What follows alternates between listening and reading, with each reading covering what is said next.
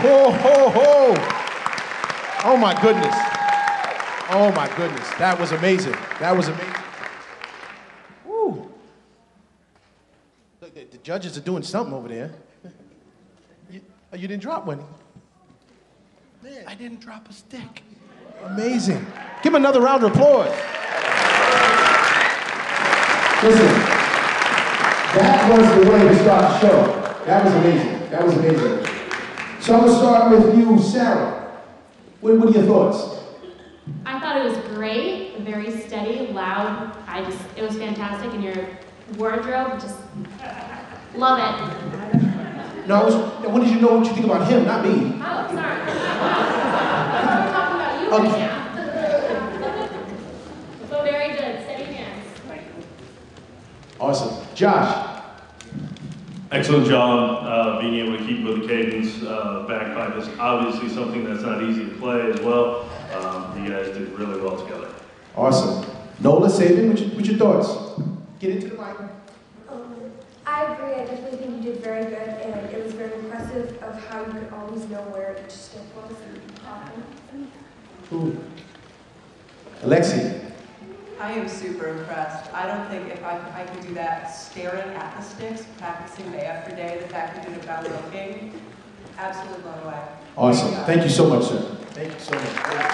Another round of applause.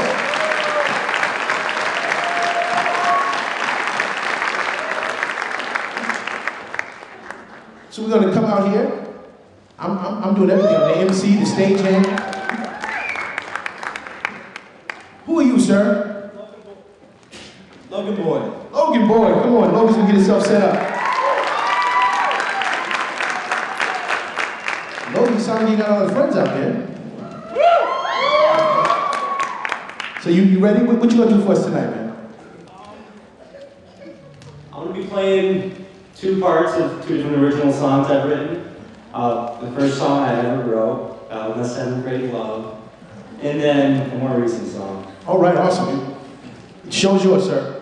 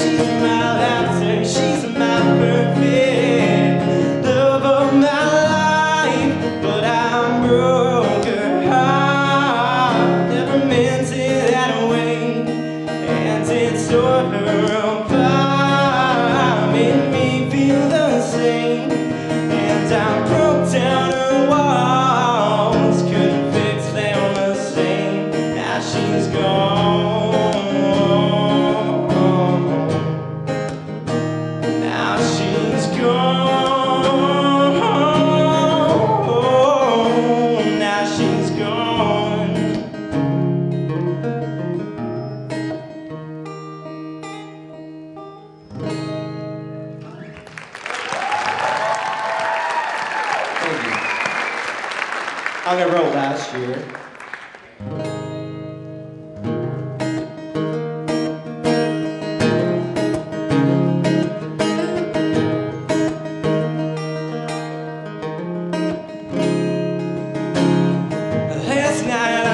talking to you to the moon, out of the blue. You asked me, honey, yeah, what's your favorite view?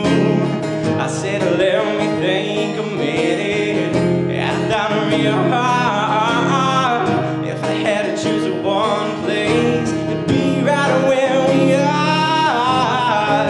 It's not the place that makes it special, baby, it's me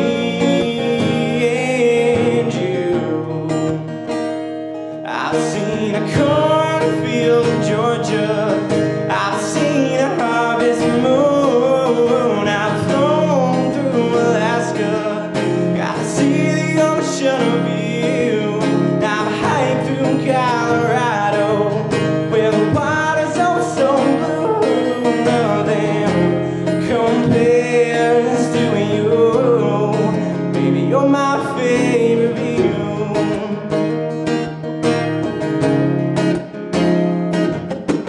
I've been thinking lately about you and me, all the possibilities, what we could be, searching for the answers, somewhere deep in your eyes, hoping that I'll find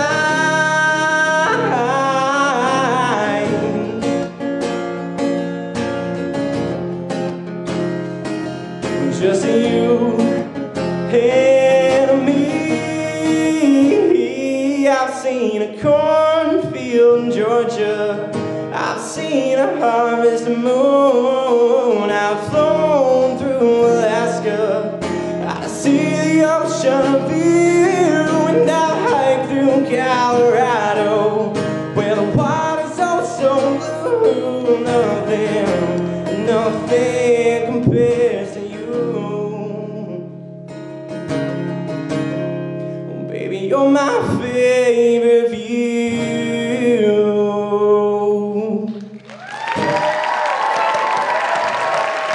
Thank you. Whoa! Yes, yes, yes! Oh, man. All right. That's amazing. Crowd, what you think? Awesome. So I'm going to be managing him after this. I just want, no, that was amazing, man. Great job. Thank you. I'll start with Josh again. What's going on, Josh? What you think? You said you wrote that first song for your 7th grade love? Yeah. Man, that's pretty deep for 7th grade, buddy. Had a rough breakup in 7th grade. That's pretty deep. Worked out. Great job. Excellent with the guitar. Vocals were great. Awesome. Alexi. I agree with Josh. Your vocals are absolutely amazing. I could easily imagine paying money to hear you sing. Fantastic job. Like everybody did tonight. They all paid money to hear you sing. Just you. I could see just you singing. Thank you. Sabin, Nola, and get into the mic. I think you did very good playing the guitar. Awesome job. Awesome. I have a question. I was wondering, did you write those lyrics all by yourself? Yeah, for those 2 songs I wrote them That's both by very myself. impressive. Thanks. Yeah. I thought you were great. That's something you could hear on the radio any day. The lyrics, they went along, they flowed nice, the music flowed. It was really great job. Thank you. Awesome job. Awesome job. Thank you, sir. Awesome job.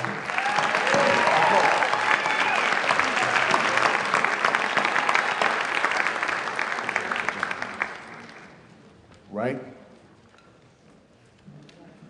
Warren, you're doing a great job. You keep it up, Josh. Thank you so much. I appreciate it. So, our next song is going to be done by Josh. Come on, Josh. Ah. What, you want me to sing you happy birthday? Yeah, we'll just sing you happy birthday. All right. Julie Samola. I got it right. Awesome. So, Julie, what you going to do for us tonight? I'm going to sing a song called Electric Love by Born. Now, how long you been singing? Almost my whole life, I guess. I don't know, I've been singing too long. Awesome. Well, you take it away. All right. Take it away. Take my mic. All right. Got it.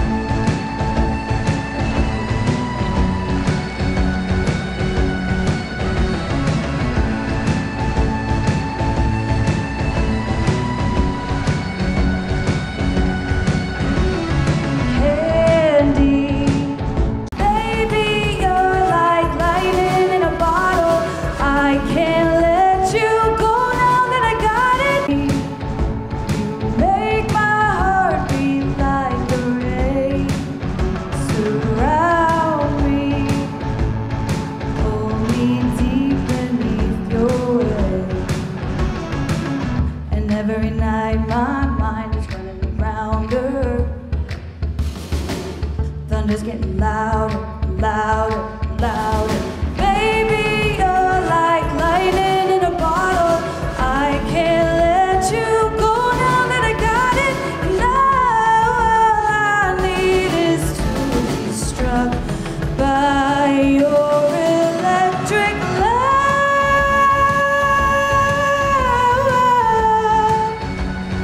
Baby, your electric love. Electric love.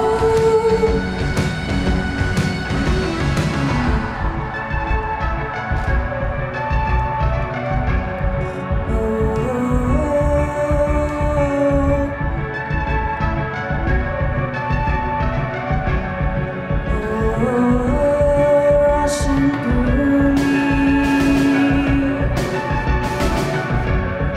Feel your energy rushing through me. Feel your energy rushing through me.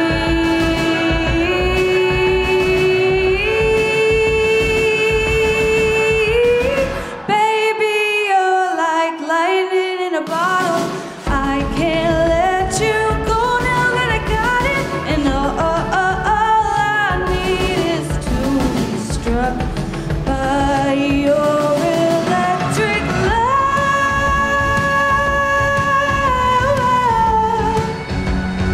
Baby, your electric love.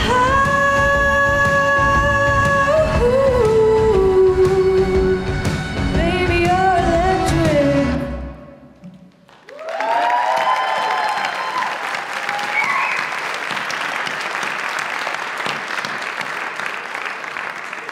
So let me share with you back here what was going on. I'm back and I'm like, I cannot find the mic. I'm like, where's the mic? And I realized you had it. So, Alexi. Great job. Awesome. Absolutely fantastic. Thank you. Josh. Good job. I can't hit the high notes. Nola. I agree, just a really great job overall. Tib, you got something? Sarah. I think everyone pretty much said a great job. A few times I just wanted you to go a little higher, a little more, but you did a great job. It was Awesome. great. Thank you so much. I appreciate it. Good job. Good job. So next we have Allison. Allison's going to set some stuff up real quick. So Allison, help me before you do that. Come here. Come here. I want you to pronounce, I don't want to mess up your last name. Cornelia. Cornelia. So Allison's going to come out. She's got to set some things up. So while she does that, I want to, real quick, Whetstone. Where's Whetstone? Right across the street. What address, location? 36 Bridge Street in beautiful downtown Brattleboro, Vermont. All right, what time do you close? What time do you close tonight? Late. It depends on how many people are there. Kitchen closes at 10, but we'll keep the bar open as long as there's people there. All right. So you know what that means would just happen, right? Oh, everybody's going to where I'm not working tonight. Well, no, but see, I don't think you understand. That means it's a free meal for me, is what I'm trying to get to you. I get a free burger tonight. So I don't remember that part. you don't remember that part? We didn't talk. This was part of the contract. He said he was getting the free meal. All right. See, Josh, I can't believe you. You ready? All right. She's ready. Here we go.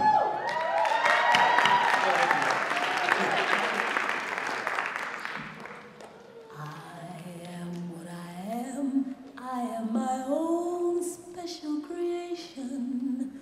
So come take a look, give me the hook or the ovation. It's my world that I want to have a little pride in. My world, and it's not a place I have to hide in. Life's not worth a damn till you can say I am what I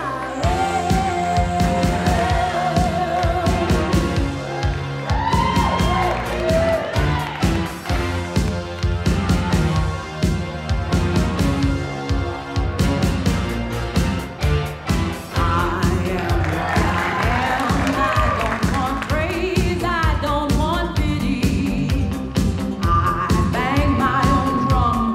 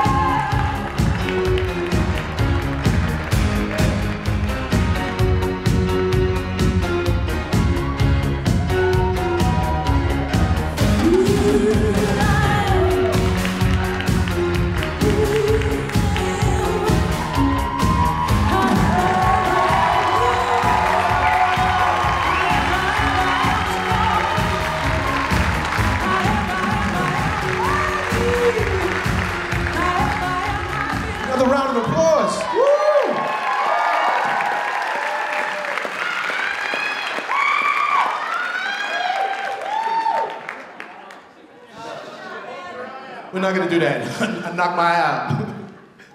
Anyway, Joshy. Joshy! Move up, let's move up. The amount of skill and concentration that it takes, I don't have the ability for.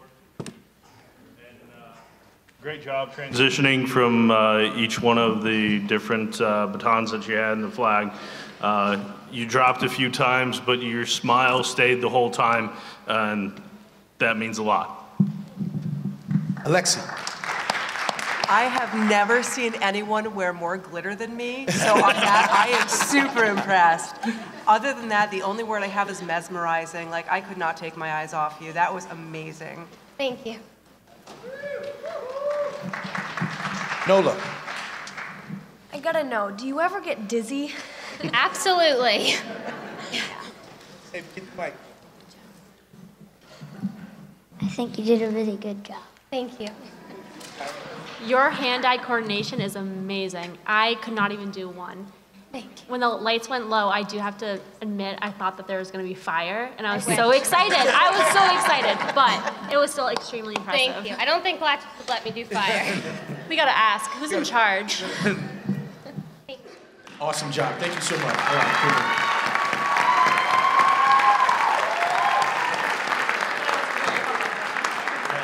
So we're going to get the next crew to come out. Come out, the next dance crew.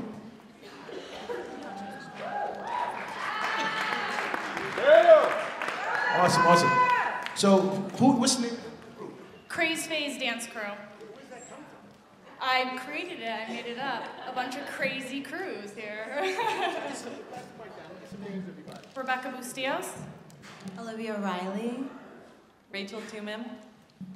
Eva Sagan. Julia Kurt.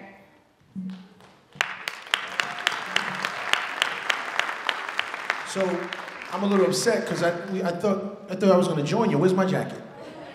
I'm saying I can. I'm slacking. So, how long y'all been doing this? We've been doing this. I created this about 12 years ago, so 2007. Okay, awesome. Well, the stage is yours.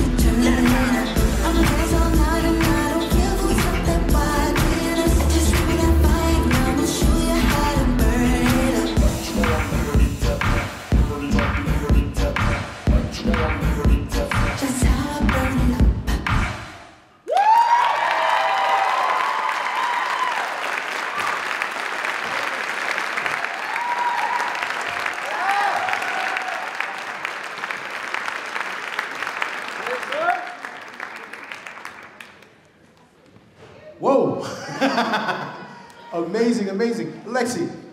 That was a whole lot to watch all at once, but I enjoyed every moment of it. Awesome, awesome. Can y'all breathe? And Sabin, get to the mic, buddy.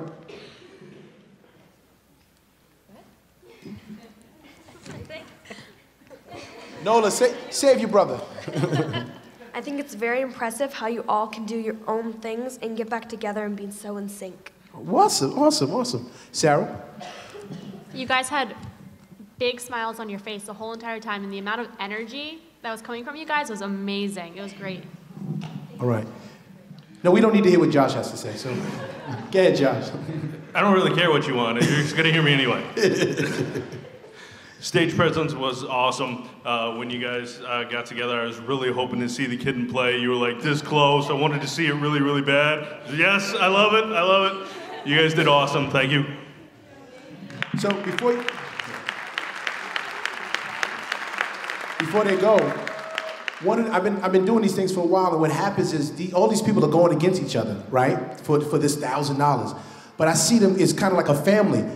Flyboy Maestro, he's gonna be coming out. He was in the back jamming. Like he was like, hey, hey, he was cutting it up back there. So did a great job, great job. Thank you so much.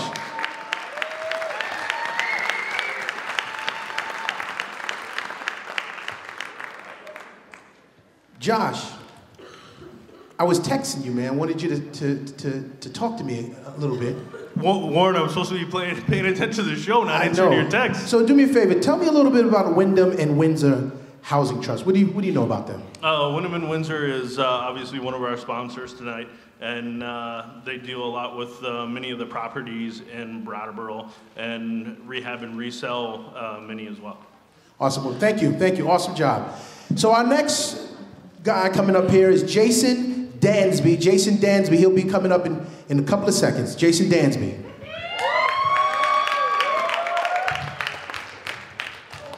DJ, go ahead and start that.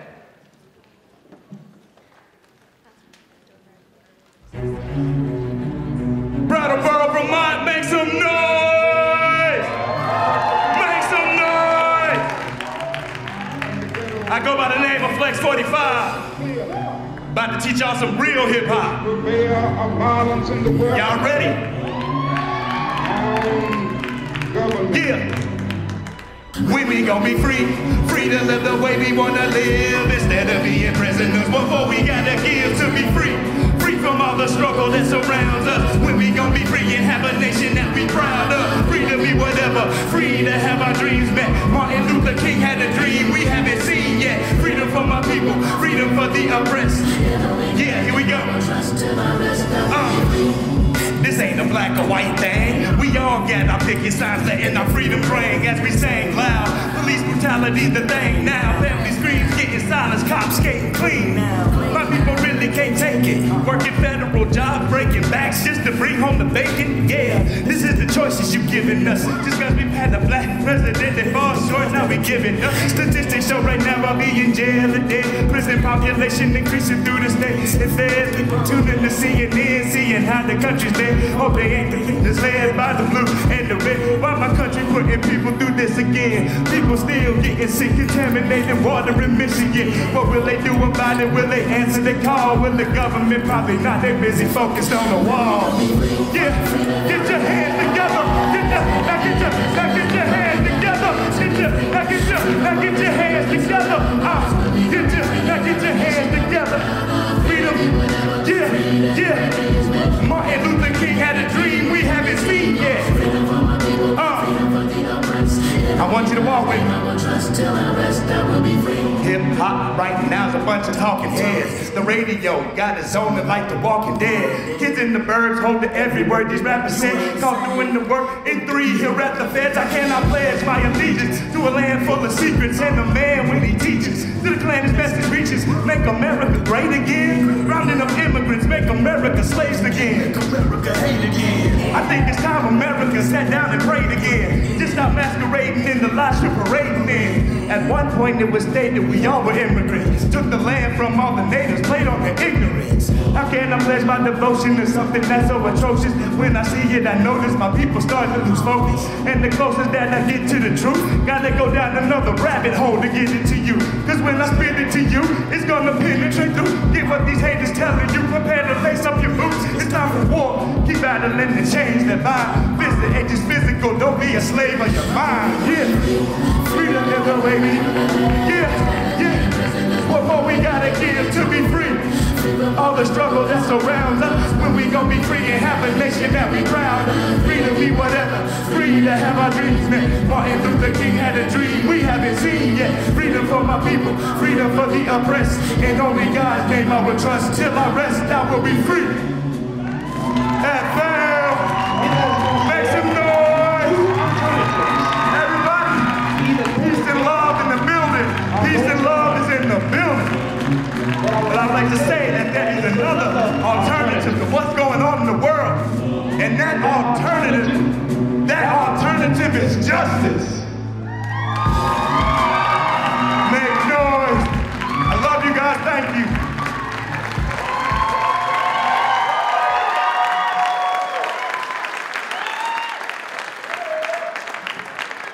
Awesome. Great job, man. Great job. Great job. So, get your breath. Alexi.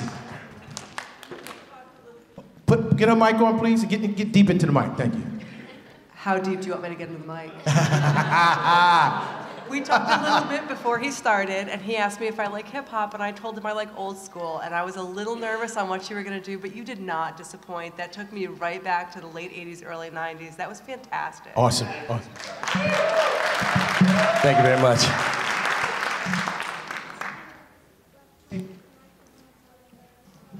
I think you did really good, and I think you had great stage presence. Thank you. Thank you. I thought your energy was really great. You came out with a lot of energy, and I thought that was pretty cool. Thank you. Josh. Excellent performance and the message thrown in there as well. Sarah. I loved your entrance. It was fun, original, coming down the stairs. You definitely have a great stage presence, going over to the camera, playing that up. Like, you really know how to interact with the crowd and kind of get to them, which is great. Awesome. Thank you, guys.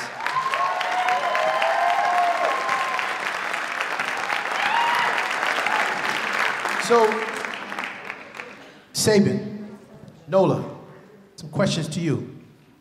You're dead nervous, look at them. Brattleboro Subaru. Can you tell me anything about Brattleboro Subaru? Get in the mic, get the mic. She's passing it to him.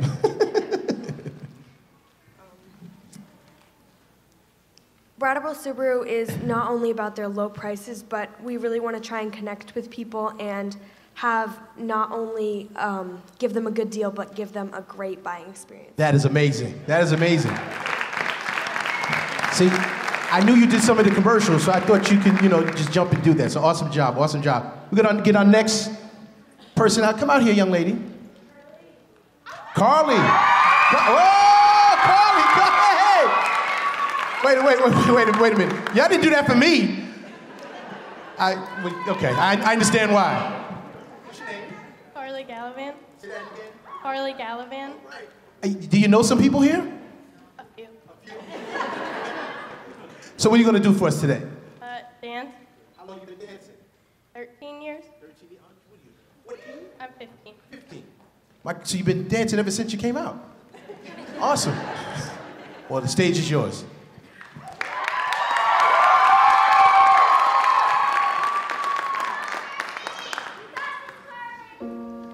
Oh, Father, tell me, do we get what we deserve? Oh, we get what we deserve. And where down we go, oh, oh, oh, oh, oh, where down we go, oh, oh, oh, oh, so where down we go, oh,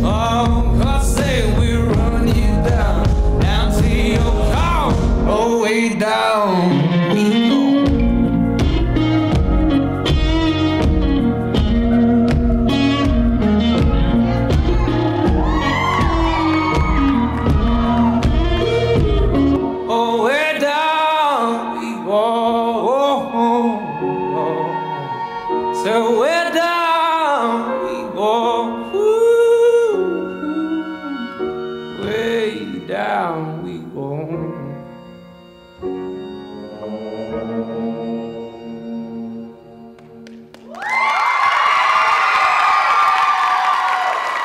Oh my goodness. Oh my goodness, come over here.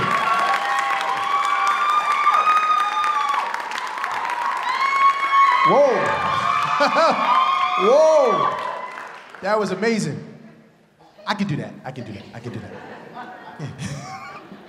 Josh. Amazing performance. You make something that is very difficult look very easy, and the amount of strength in your core to do some of the things that you do is pretty amazing for a 15-year-old kid. Awesome. Sarah. I think I pulled my hamstring just watching you. Exactly. Phenomenal. The strength throughout your whole body to do a lot of those different moves was very impressive for your age. Great job. Alexi. One of my guilty pleasures is going home and watching dance documentaries on Netflix, and I feel like I just saw one in person. That was so amazing. You have a bright future. Sabin. Sabin's trying to get your phone number, that's what I think. Sabin. I think you did really good jumps. Nola? I definitely agree with all the people talking about strength, but I think flexibility too. That's just really Awesome. impressive how flexible you are. Awesome job. Great job.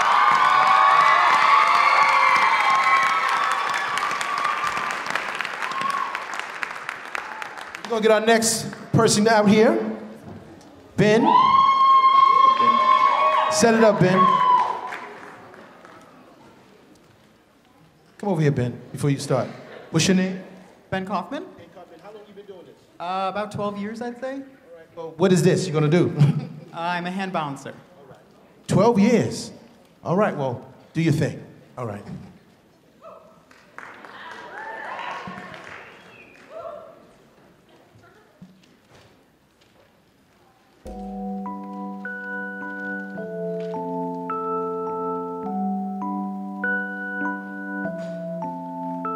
Would have been fish, would have been meat, would have been eggs, would have been greens, would have been milk, would have been fruit, would have been vegetable, would have been soup. I would have been good for you. You are like a box full of everything we know. I'm tired of putting my stuff inside you. Trust my love, my hair, my shoes. You are like a square full of the words that's in the air. I've got a mouthful of questions, baby. You got a box empty with my answers.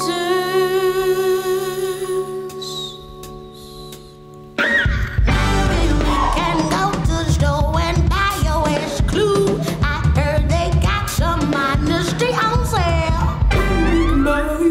I heard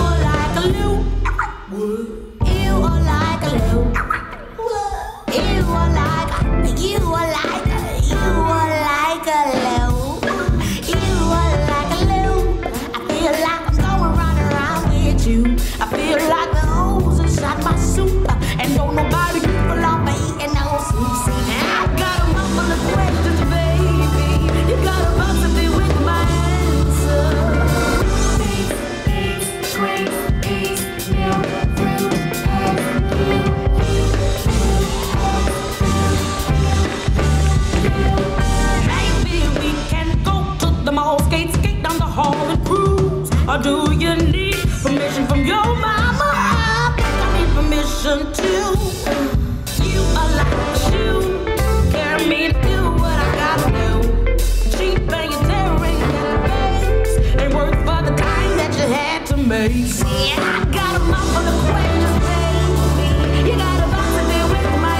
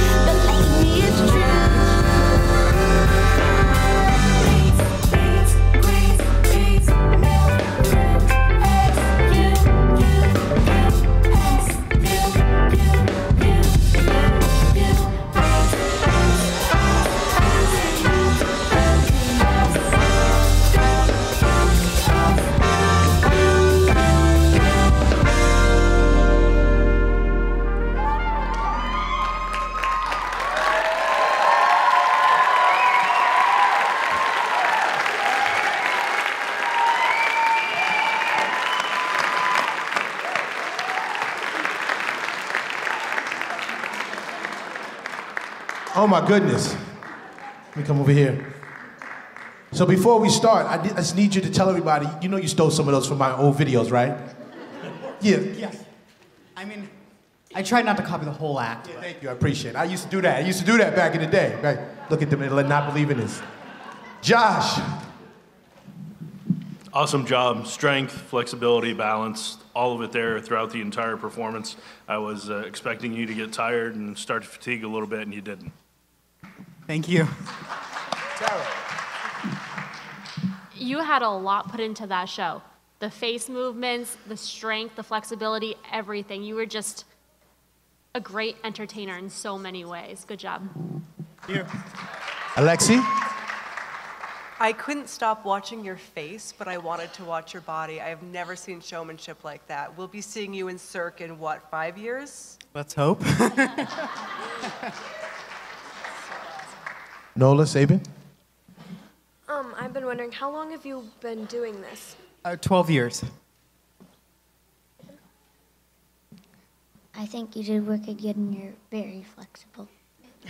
Thank you. Awesome. Another round of applause. Great job, man. Great job. Awesome, awesome. So we're going to get our next act out here in a couple minutes, but as she comes out, Abby Lively, I want John. Come out here real quick, John. Hey! Tell us who you are, John. I'm John. John Potter. I'm the executive director here of the Latches. It's so great to see all of you here. The Latches is 80 years old. We celebrated our 80th birthday in September. And so we're 80 years young. And we do nights like this as often as we can, and we show movies here. And I think what struck me about tonight is all throughout the year we have a tremendous variety of things that happen here. 2 weeks ago we had a Mozart performance. Now we have hip-hop and everything else that's happening here. I think tonight is a real microcosm of what we have going on because we have all kinds of the community's talent on display. We really appreciate that. So I think we should let the performers speak for themselves. I was gonna say you had 2 more words, I was gonna tackle you. Good job. Listen, all jokes aside, we cannot do this without this. This is a beautiful place, and he's wonderful to work with. And I want to, please give him another round of applause, because I do this a lot, y'all, and sometimes it's difficult to work with companies, and they're just a real deal. Great people. Thank you so much. Appreciate it. Awesome. Woo! So we're gonna get ready to get started with Abby Lively. She is amazing, so get ready for a good show.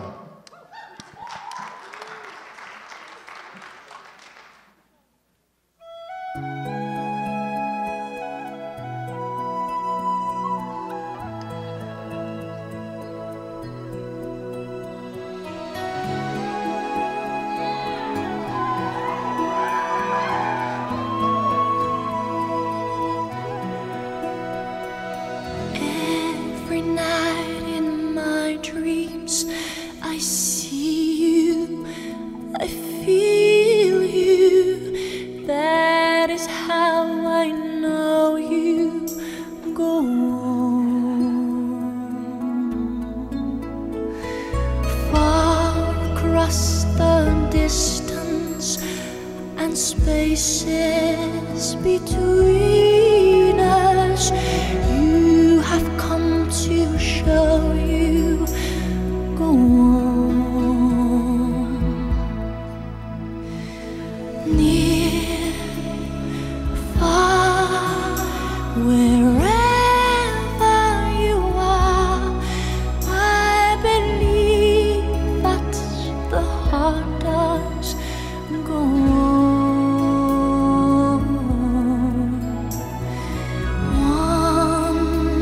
Once more, you open the door, and you're here in my heart, and my heart will go on and on.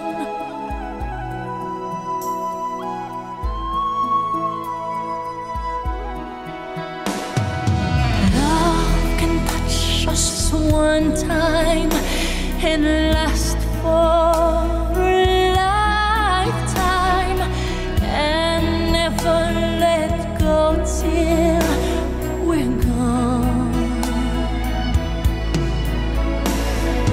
Love was when I loved you one true time. I hold you in my life, will always go on. Near, far, wherever you are, I believe that the heart does go on. Whoa.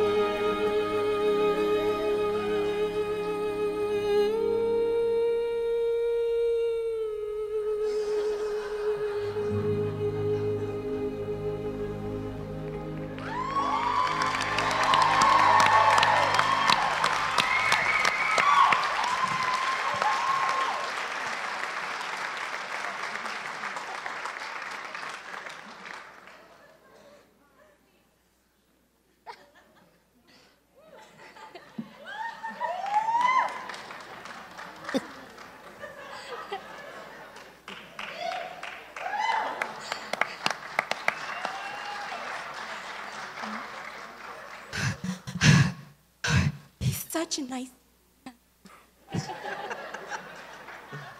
I'm going to go to your future boyfriend, Josh. That was amazing. The comedic side of the performance was just awesome.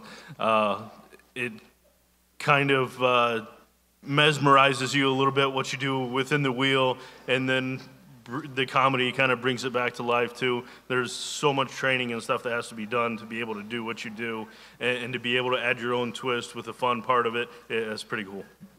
Tara? My cheeks really hurt from laughing and smiling. I mean, from your makeup and your hair, which matches your future husband's, it was a fantastic performance. I loved it. It was great. It was really cheeky and fun.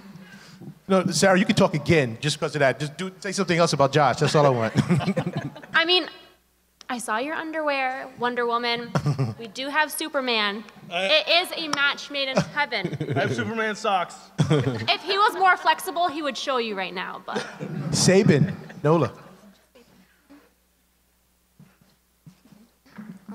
I think it was an amazing job and really original. I think it was very creative and unique. I've never seen something like that before, and I really enjoyed it. Alexi.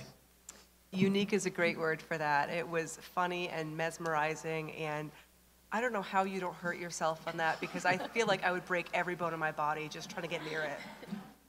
I've heard that before. Thank you. Awesome job. Thank you so much.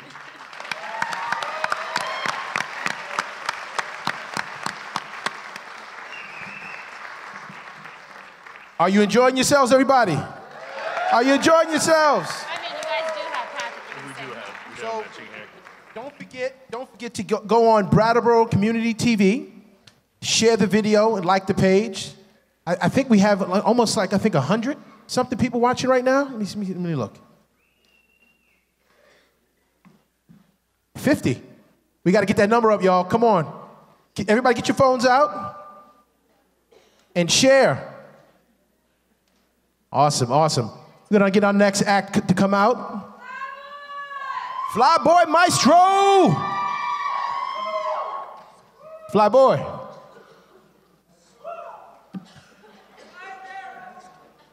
He's back there congratulating the person that just went. You got to get out here and perform. What? What's going on?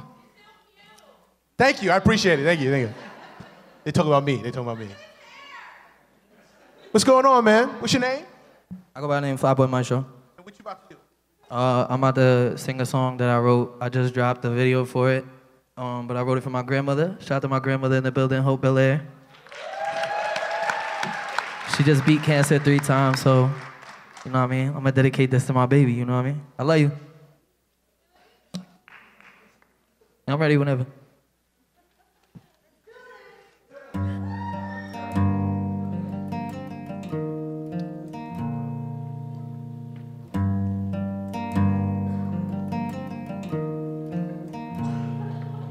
In the darkness at night, she gon' creep out the window, chasing the life she craves.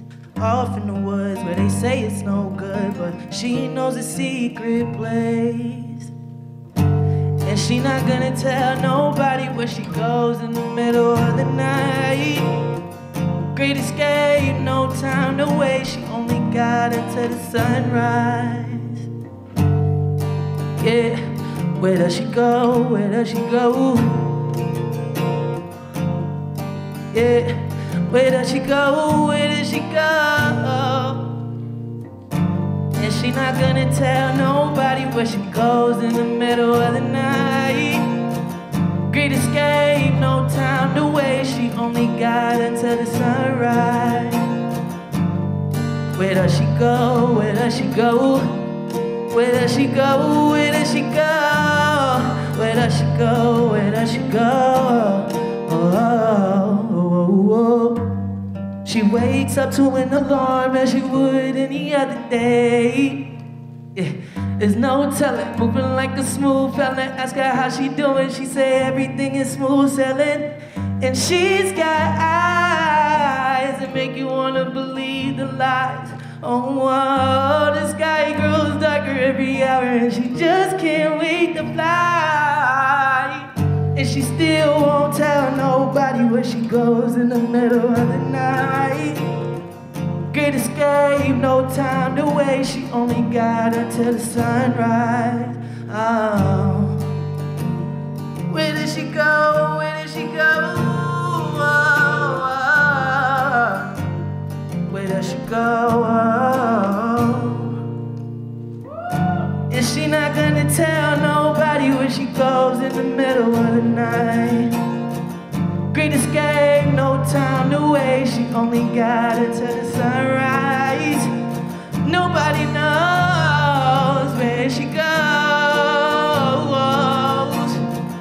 So eager for the day to turn to night. Where does she go? And she don't gotta tell me where she goes in the middle of the night. I just know she's a beautiful sight. Whoa, great escape, no time to waste. I'll see you again when the sun rises. Yeah. Great escape, no time to waste. I'll see you again when the sun rises.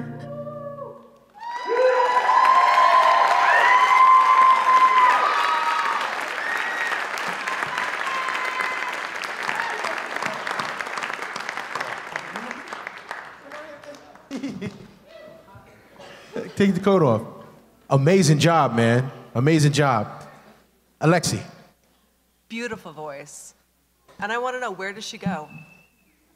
Is there a secret? Is that the next song? So the song is really based off cause the first time she got cancer, she had to get a heart pump because the chemo beat down on her heart. So while she was going through a year of getting her new heart, she had to have the pump on.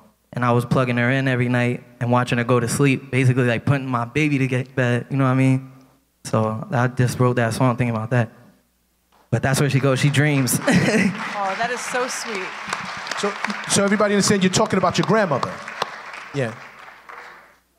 Yeah, but no, yeah. And you said she beat cancer 3 times.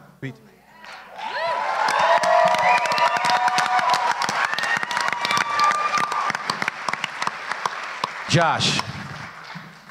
Amazing story, amazing vocals, really good stage presence, and as you moved throughout the crowd, you didn't lose vocals at all, which I was super impressed with. I appreciate that. Don't take the mic from me again. Sarah. I agree with Just come closer. Oh gosh.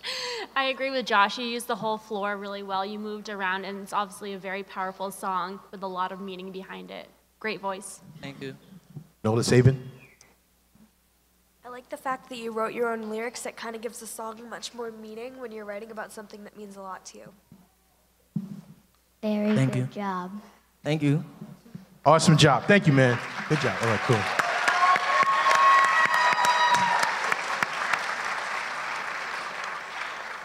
Awesome, awesome. We're going to bring our next act out here. Ben Pratt. Ben Pratt.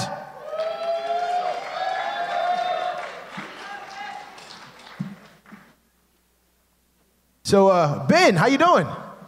Doing good, fella. How are you? I'm doing well. Cool. What are you doing tonight? I'm a magician. Comedy magician. I'm going to let you go.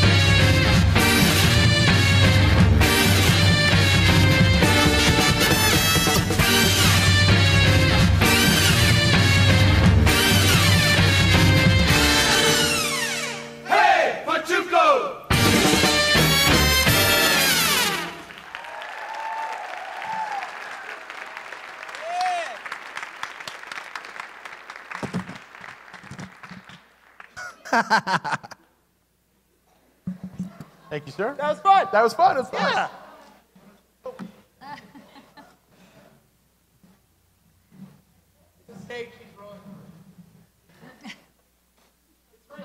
All right. Just don't drop it on my foot. Don't tempt me, buddy. That was great. I'm curious of where things came from during the show, but I'm not going to ask. I'd have to kill you if you did. But it was definitely very entertaining. Alexi. I can't stop smiling. That was incredibly entertaining. Nola. I definitely agree. I really liked how, it was just so fluent and you never messed up, and it was really cool. David. I still can't believe that you did that.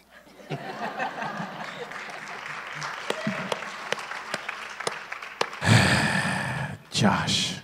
You know you love me deep down. Very entertaining. You gave me a look that I will probably not forget, that I've never gotten from any man before. You are welcome. And I hope to never get it again. And but it was awesome. Sorry. Awesome. Thank you, sir. Good job. Good job. So we're going to bring our next act out. He's got a lot to set up, so come out here and get yourself set up. Are you enjoying yourselves? So don't forget, everybody, as he comes out to set up. James, what's your last name, James? Warren. Here we go. James Warren. You get the Warren? Okay, never mind.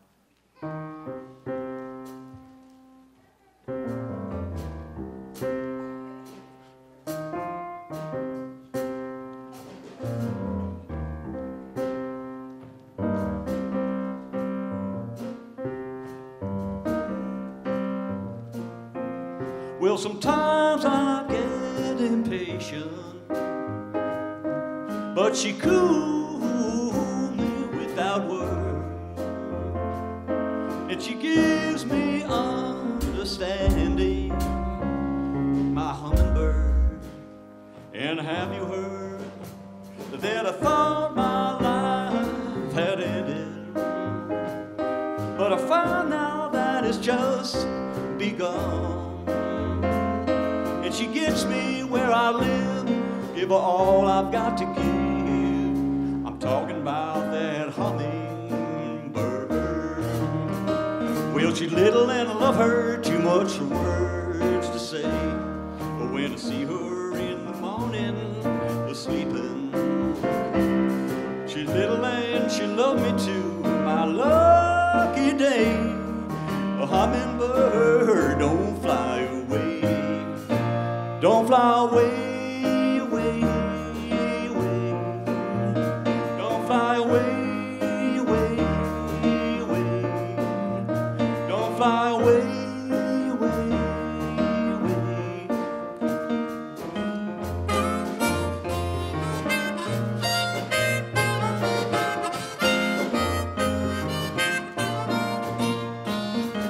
Give me a ticket for an airplane. Time to take no fast train. All the lonely days are gone, I'm coming home. My baby, she wrote me a letter.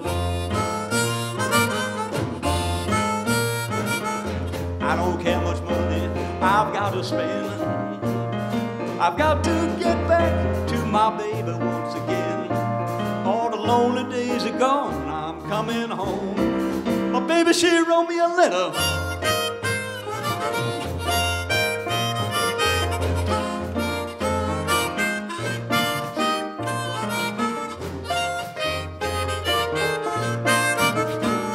Well, she wrote me a letter, said she couldn't live without me no more.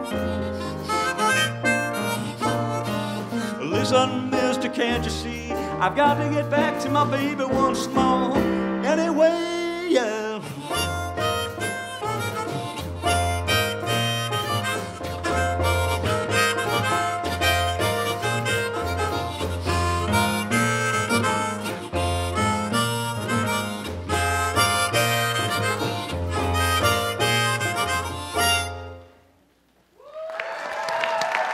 Thank you.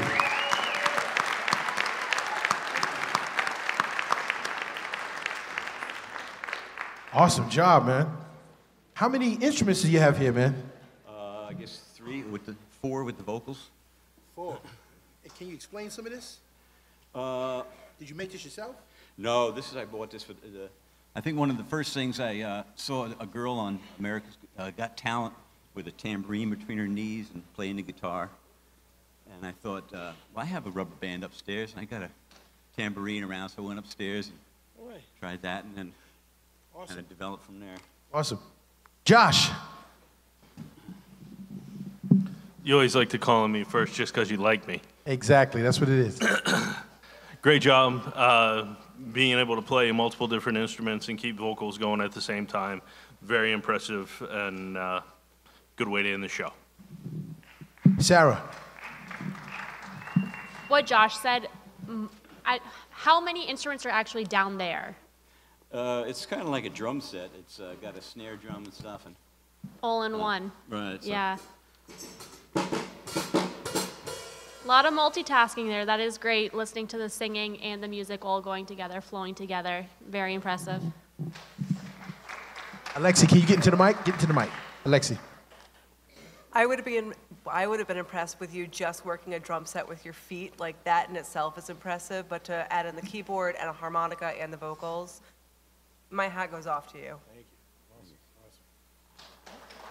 Awesome. That was a solid performance. Nola. I'm just impressed with the multitasking. Like, you've got your feet, you're playing the piano, you're singing, and then you're playing the harmonica. It's just very impressive. Awesome. Thank you so much, sir.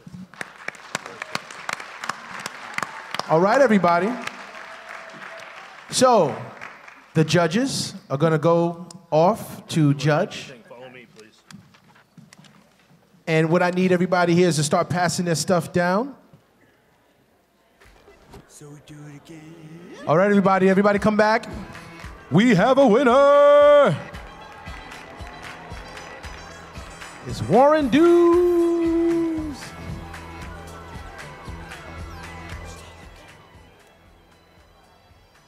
All right, I'm asking all the contestants to come out, please. Stand back here.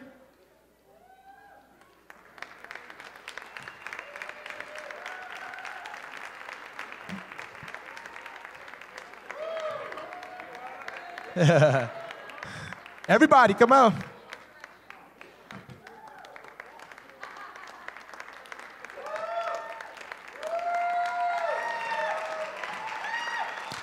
Once again, I want to give a shout out to the Whetstone, Brattleboro Subaru, Latches, and Wyndham and Windsor.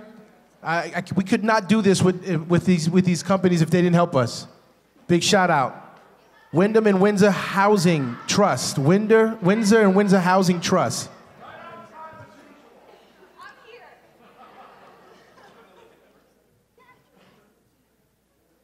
So I'm going to have Josh do the honors. Who is the winner, Josh? The winner is Warren Dews. There we go. No. I just want to say thanks to all the sponsors one more time. The Whetstone, Wyndham and Windsor Housing Trust, the Latches for providing this an awesome facility, and Brattleboro Subaru for supporting us again this year for the second Wyndham County's Got Talent. Is everybody ready?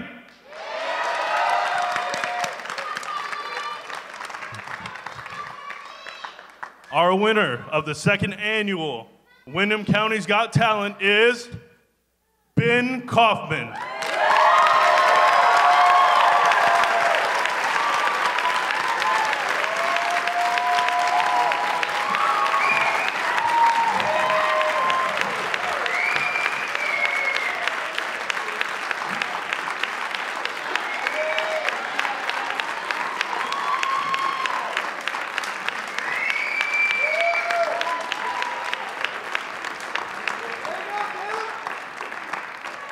How do you feel, Ben? I feel pretty good. So what did it for you, judges? Somebody wants to speak up. Why do you think he won? just the overall entertainment, your face and your expressions, and just you obviously have put so much time and effort into your routine. It was fantastic to watch. I have to agree. I couldn't take my eyes off you the whole time. And like I said, I couldn't figure out if I should watch your face because you were just so happy, or your body because you're just so strong.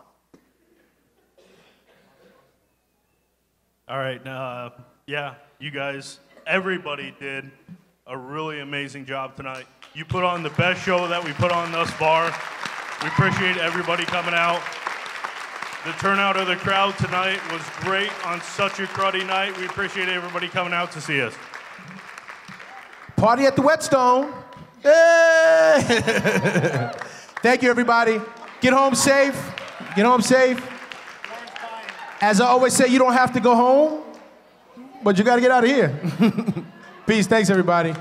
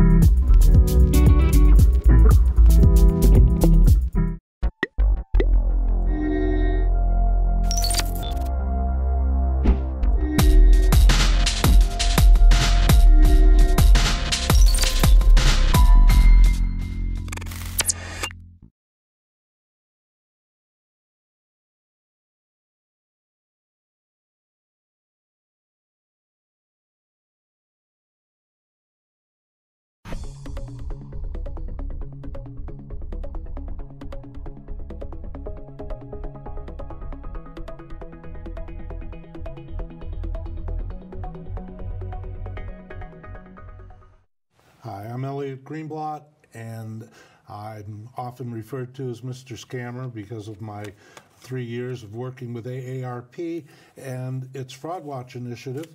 And we're back here with Chris and with Lauren on the role of the Attorney General's office in preventing fraud and opposing fraud. And I'd like to pick up where we left off in the last program, Lauren.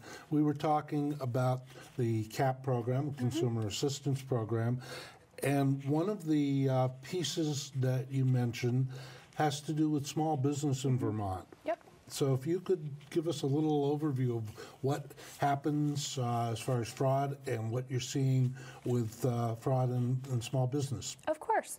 So I, as the small business advocate, talk all day, every day with Vermont small business community. And a lot of what I'm hearing are scam reports. So small businesses, in the past, a common thing that we were seeing was they would get a fake order for goods or services, and they would get a fake check in the mail. And the scammer would contact them and say, I want to purchase, X amount of your product. Please ship it to me. I'll send you a check in the mail. When the check would come, it would be for more than the agreed upon amount. And so they would contact the scammer who's posing as a buyer, and they would say, you accidentally sent me too much money. And the scammer would say, oh, no, go ahead, cash that check, send me the product, and then wire transfer or send a bank transfer for the difference. So the excess that I paid you, you can send back to me.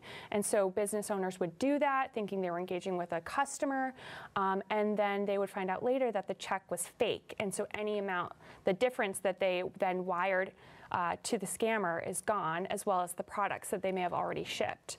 So that's a common trend we had been seeing. Now, more recently, we're getting calls about small businesses that are receiving fake orders online using stolen credit card numbers. And it's kind of the same fact pattern where the scammer is basically trying to get the small business to send the product without actually having to pay for it.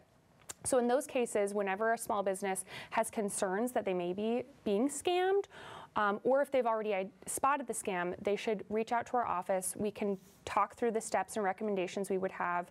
And in cases of online fraud, we always recommend that people, including small business owners, report that to the FBI, their Internet Crime Complaint Center, ic3.gov. Okay, thank you. I just want to break for a second and again introduce formally my two guests. Chris Curtis, who is from the Public Protection Division of the Attorney General's Office, and Lauren Yondel, who is with the Consumer Assistance Program. So again, welcome. We jumped in before I did the formal introduction. Well, thank you for continuing the conversation. You know, another common scam that's out there, and it was a new one for me, but just in the last year, we've seen a tremendous spike in activity in this area, and it really affects small businesses and homeowners alike. And it gets this issue of, look, the small business person in Vermont is working hard. They got a million things to do. They're probably wearing 3 different hats trying to run the business, provide good customer service, get their orders shipped and filled and everything else. So they do soup to nuts. Everything that you got to do to keep that business going and provide for themselves and their families. It's the small business is really the lifeblood of the Vermont economy, and you really can't afford to lose an extra nickel or waste time. Big part of it is time, trying to unwind or figure out some kind of scam that you might be caught up in. It's a huge headache. A new one that really came across our radar and really highlights the importance of partnerships is an electric utility scam. So what happens is the scammer will call up posing as the electric utility company and saying, hey, you didn't pay your bills. You owe us, $300 past due, and we got a truck coming over to shut off the service to your place right now. They're on the way. But if you pay me right now over the phone, or if you get me a gift card, and you wouldn't believe how often it's a gift card that the scammers want, get me that payment right now or wire transfer it to me, and we'll make sure your power stays on.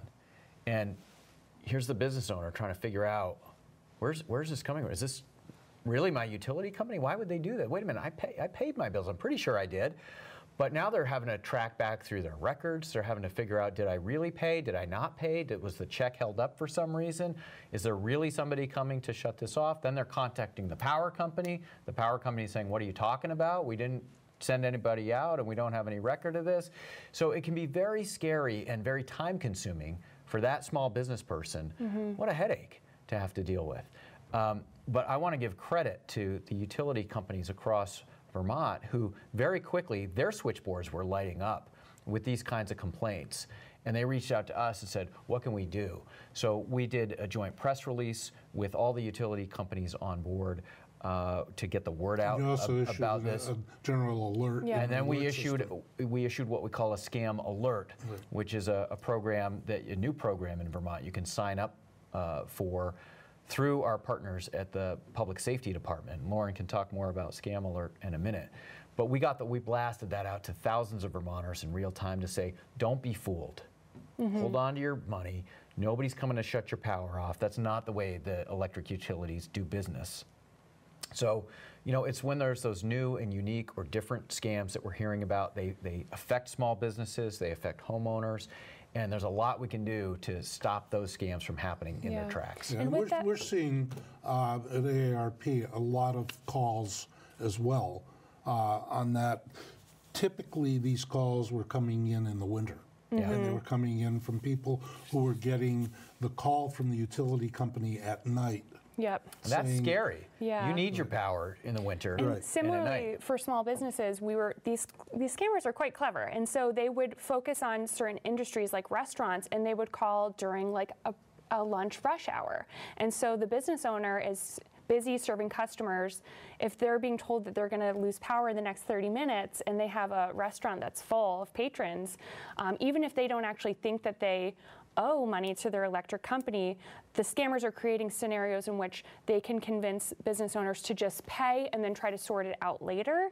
But as you know, when you pay a scammer, that money's gone. The money is gone. And some of them are very sophisticated. So for example, they will say, oh, you can call us back. and they will have gone in and copied the phone tree by recording an actual phone tree at a real utility. So when you call back, it sounds like you're getting the recording from your actual utility, but then the only option that works to press to make a payment is the one to make a payment. So you can't talk to a real customer service representative, you can't get a real person, you can't do anything. But if you want to make a payment, it'll allow you to do that. And that's a tricky way that they are fooling people. And people just have got to be aware. Our advice is hang up the phone. If you're getting an unsolicited call like that, hang up. Affirmatively go out and call your own utility company and talk to them directly. Right. Use so a that way number that you know to be Exactly. correct, which is something we recommend too when you get the call from the credit card company saying you owe a bill.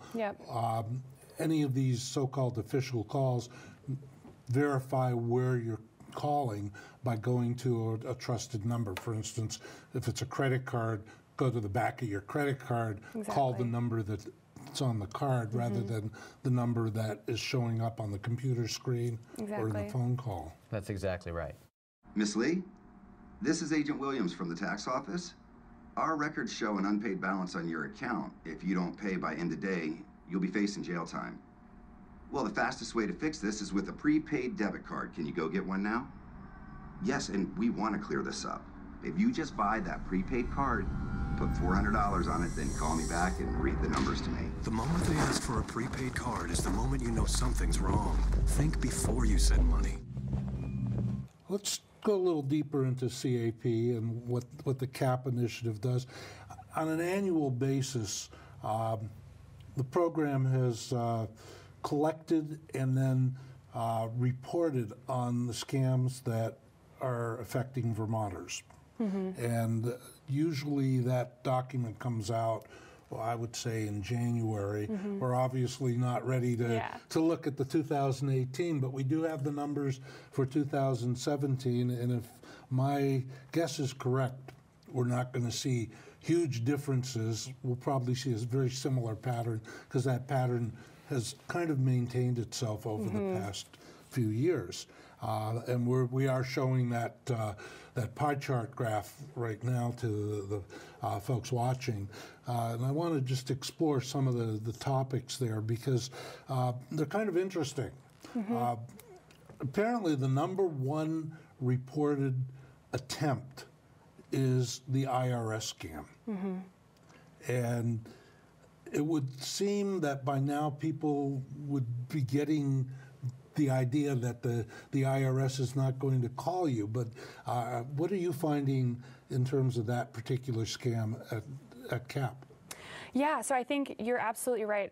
While we don't have the 2018 numbers quite yet, I would take a bet that the most common scam report we're receiving is the IRS scam.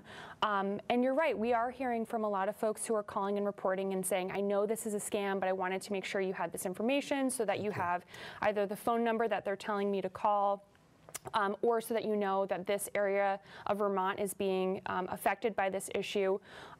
So we are getting a lot of calls from people who are aware of the scam. That said, we still talk with folks who aren't aware of the scam and in some cases have lost money as a result of it. I think that one of the reasons why the IRS scam in particular is so effective is that for so many of us, we hear that the IRS is trying to get in touch with us. And not exactly warm, fuzzy feelings. Exactly. Right? Our initial reaction is, ooh, why are they trying to reach me? So I think it creates a sense of fear in a lot of folks.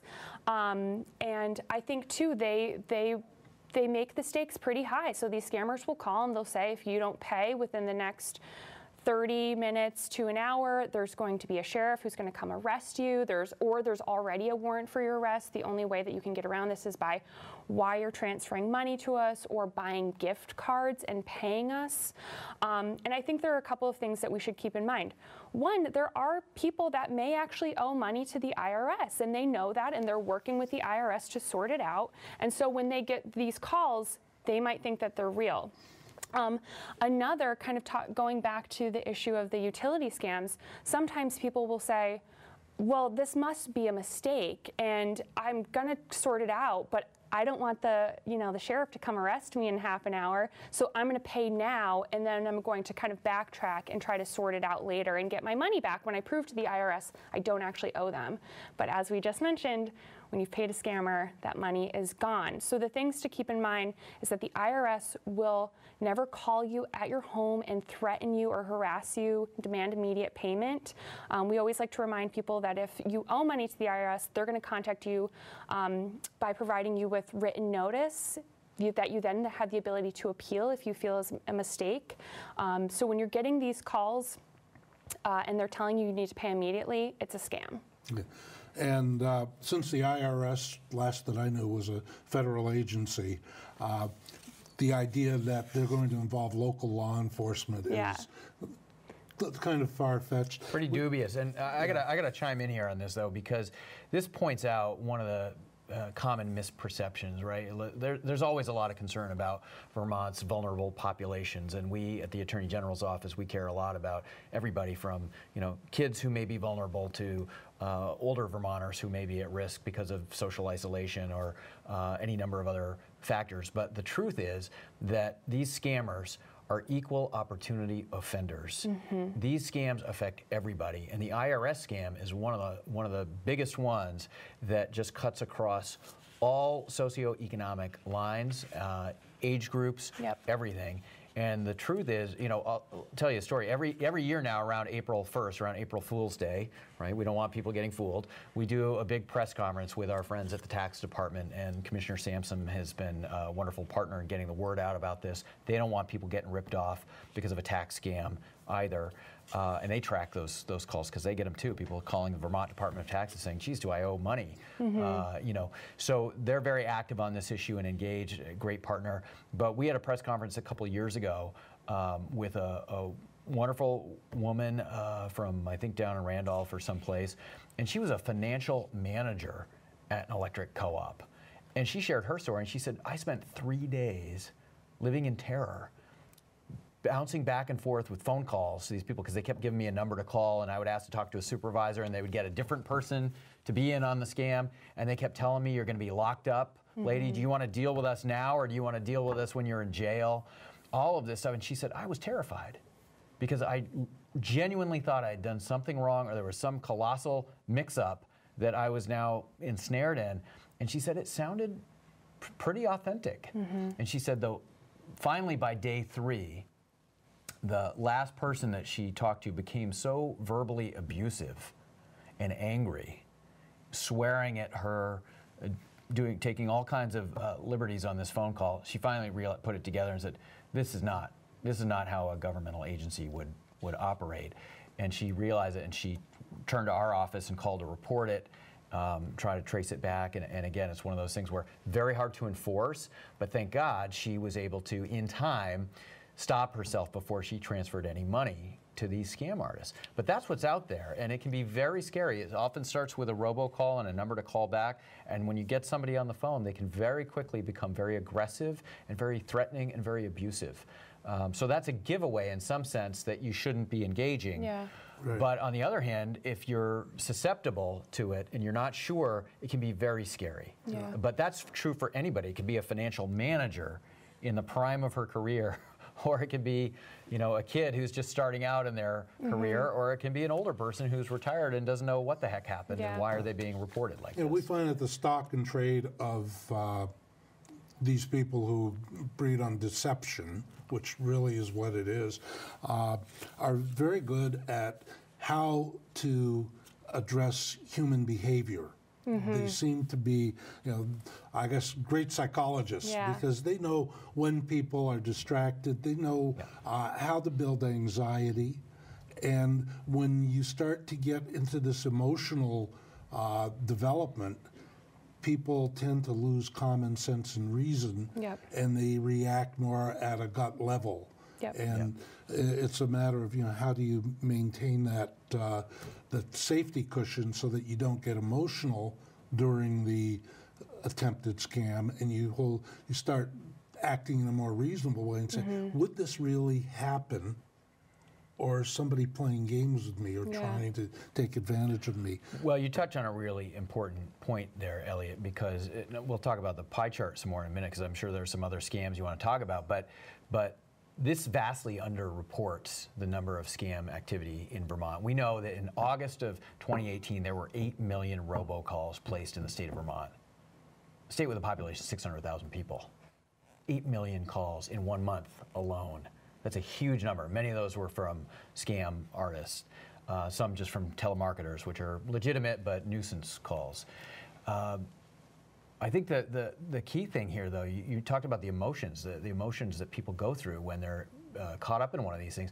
And God forbid you're somebody that fell into the trap and you've lost some money. One of the things we hear routinely is people are embarrassed and ashamed to talk about their experience because they feel like they don't want to be the one that fell for it, and that they're worried that they're the only ones and this doesn't happen to anybody else. It's happening to everybody else. And what I would encourage your viewers to do is to share your stories, talk about this, tell your friends and neighbors, even if, or especially if, you happen to fall into that trap at one point or another in your life, because it's that story that's going to be the caution that saves somebody else. Right? It's almost like a neighborhood watch, a fraud watch, if you will, for the broader community. And I'll tell you, I got a call from somebody the other day that got one of our scam alert things, and he said, I just had a phone call with one of these scammers, and I was kind of toying with them because I knew all about it, because I had seen the press conference and I got the scam alert, so I knew. But he said, that's the public service that organizations like AARP are doing, our friends at DFR, the Attorney General's office. When we get the word out, and when your viewers share their stories with their family members and their friends, that's the public service that they're doing, because they're saving somebody else. So don't be embarrassed. Don't be ashamed. Tell your story. Yeah, it's that underreporting, and tied to the fact that I'm embarrassed that I fell for this. And we found that a lot of people just don't want to, you're very happy to share good news. Yeah. But when it's something like I fell for a scam, well, that may indicate that I'm not as smart as people think I am, so I'm not going to say anything. Yeah. And we found that tends to be a major issue in this reporting matter. Do you know the writer and commentator Willem Lang? Yes. So he's very well known around the state. Of course, he does the Favor Johnson story around the holidays, which we're heading into. But he wrote a very compelling op-ed about his experience with this, which I viewed as a great public service, and it involved the grandparent scam. And so maybe you can talk about what that is, and I'm sure Cap has seen those as well, so Lauren, you can share. But he wrote a very compelling story about how he and his wife at the time fell into this, thinking that they had received a call from their grandson in trouble. Talk about that. We've got a couple. We could go on to how much time you got? How much? But let's go to the grandparent scam, because we see that as being basically one of the more successful fundraising scams that are out there. Yeah, and I think that going back to how you were describing the IRS scam, the grandparent scam is a very emotional scam. So these scammers, typically the way it works, if your viewers haven't heard of it before, is you'll get a cold call, and they'll pick up the phone and the person will say, Grandma, Grandpa, it's me. And then they wait for you to say, Lauren, how are you? What's going on? And you say, yeah, it's me, Lauren. I was in an accident. I need you to help me in, some way, whether it's wire transferring money to get me out of jail, buying gift cards and giving the redemption information to get me out of the hospital or pay for medical bills. The fact patterns may vary, but the crux of it is that there's always some type of problem that your grandchild or another loved one may have experienced that they're asking you to help them get out of. But they say, please don't tell mom or dad or anyone else in the family, which is basically saying, don't check the story that I'm telling you to see if it's real or not. And so grandparents, care very deeply about their grandchildren and will do whatever they can to help. And this, unfortunately, is a scam where we are seeing that a lot of people do lose money as a result of it. And that's one of the reasons why we have started so many interesting and unique new initiatives to stop scams in real time stop them in their tracks. One way we do that, we know that people go to make these wire transfers or to buy gift cards at major retailers around Vermont. So we initiated a public-private partnership called Scam Busters with Walmart and CVS pharmacies, which are two of the bigger retailers that provide those services.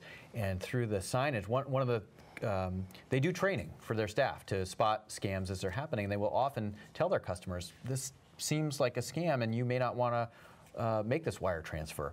But one of the problems they have is when somebody's really insistent, they really want to help that grandchild out, they're kind of past the point of, I don't care what happens to me, I need to do this.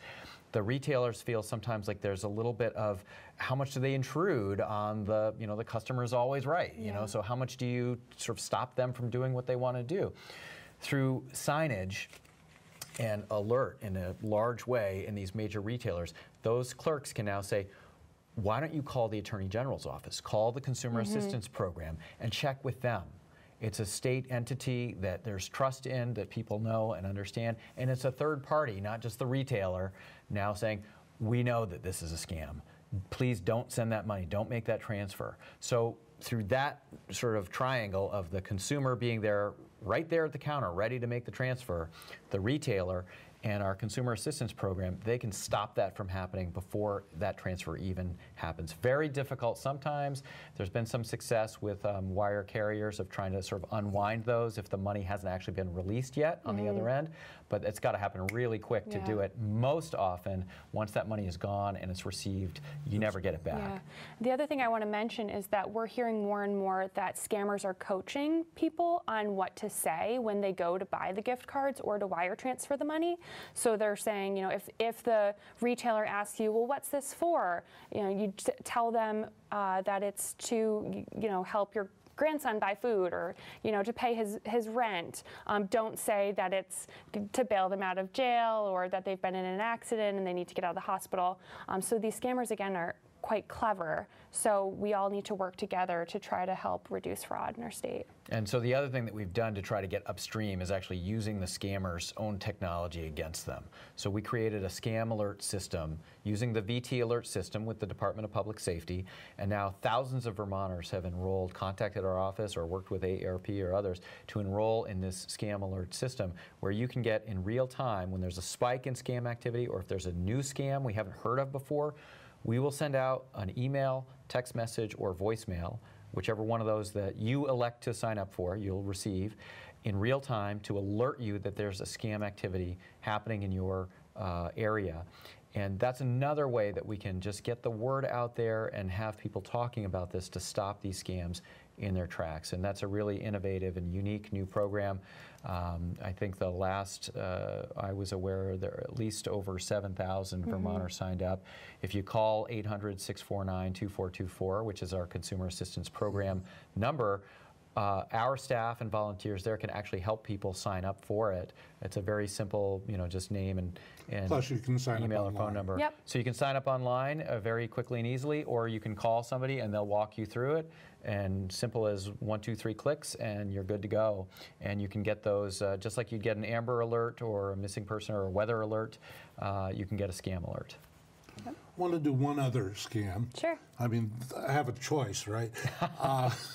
Let's take just a couple minutes to talk about the tech support. Okay, sure.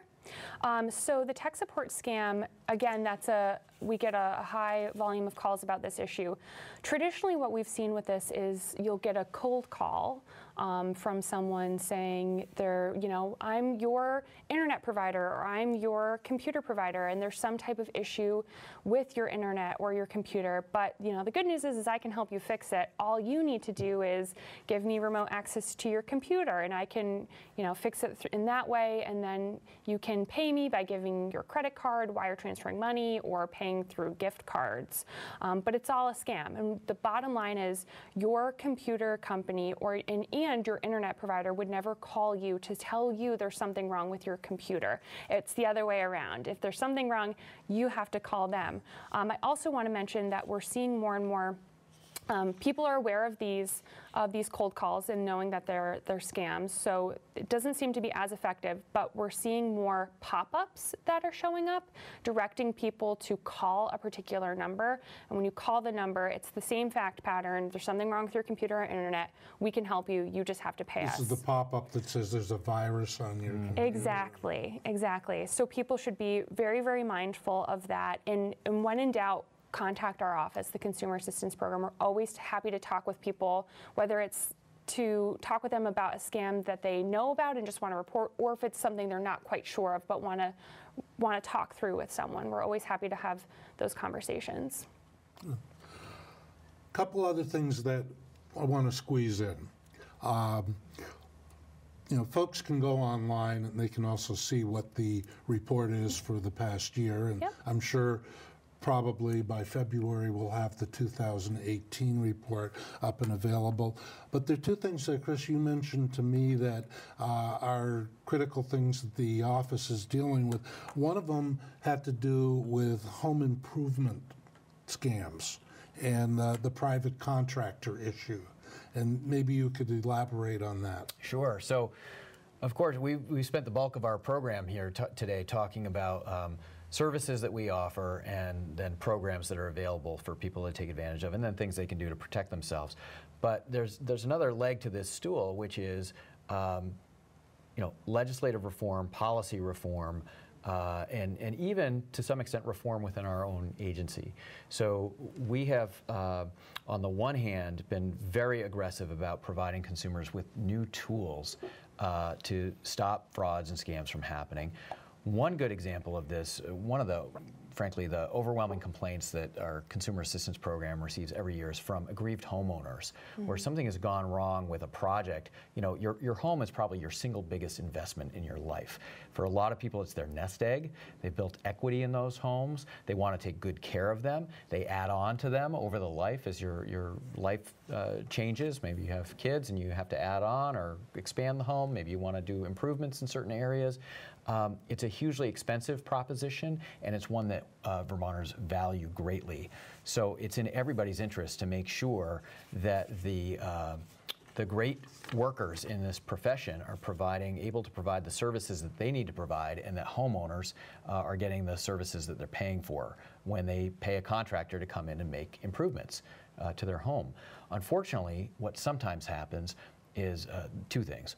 One is people have figured out that Vermonters, again, in their trusting, community-based way, will often, somebody will drive by in a pickup truck and they see that the paving next to the house is worn and it's cracked, and they'll say, hey, if you give me a deposit, I'll be back next week with my crew and we'll take care of that for you. Or I see there's some loose roof tiles up there, and same thing. Give me half the deposit now on the job. It's going to be $5,000. Give me $2,500 now. We'll come back and fix it all up for you. And unfortunately, there's very little regulation in this area, so there's no requirement that a contract be produced right up front that actually spells out for both parties who the parties are and how much it's going to cost and the time and materials and labor that's going to go into a project. That's not a requirement. A lot of, frankly, there's a lot of premium still placed on a handshake deal. But for scammers, they can take advantage of that because they say, give me the deposit now, I'll be back next week, and then the homeowner never... There's no licensing required. There's no registration or licensing. There's nothing there to provide a basis on which somebody could even check the credentials of somebody that's promising to do work. So for the scam artist, they can take that deposit, disappear, never be heard from again, and the homeowner is just out that money. So that's one issue that we hope to deal with through very light touch regulation in partnership with the Secretary of State's office and the Office of Professional Regulation. And the other one is just the questions that come up with legitimate disputes. The homeowner thought they were getting X, the contractor thought they were producing Y. There's a lot of money at stake for both parties, and what do you do if there's no roadmap and there's no insurance requirement? Could very well be that the parties are either left to duke it out in court, which is a very time-consuming and expensive proposition, or at the end of the day, if there's no insurance, there may not be any relief or remedy available at all to the homeowner. So What the Secretary of State's office has proposed is a very minimal, just registration. Tell us who you are, tell us where to reach you, aver that in fact you have some form of insurance that you carry, and that is a really good start. Our office has looked around the rest of the country. Most of the rest of the country requires some form of a written contract to be produced so that the parties have a shared understanding of what the work is going to be and how much it's going to cost.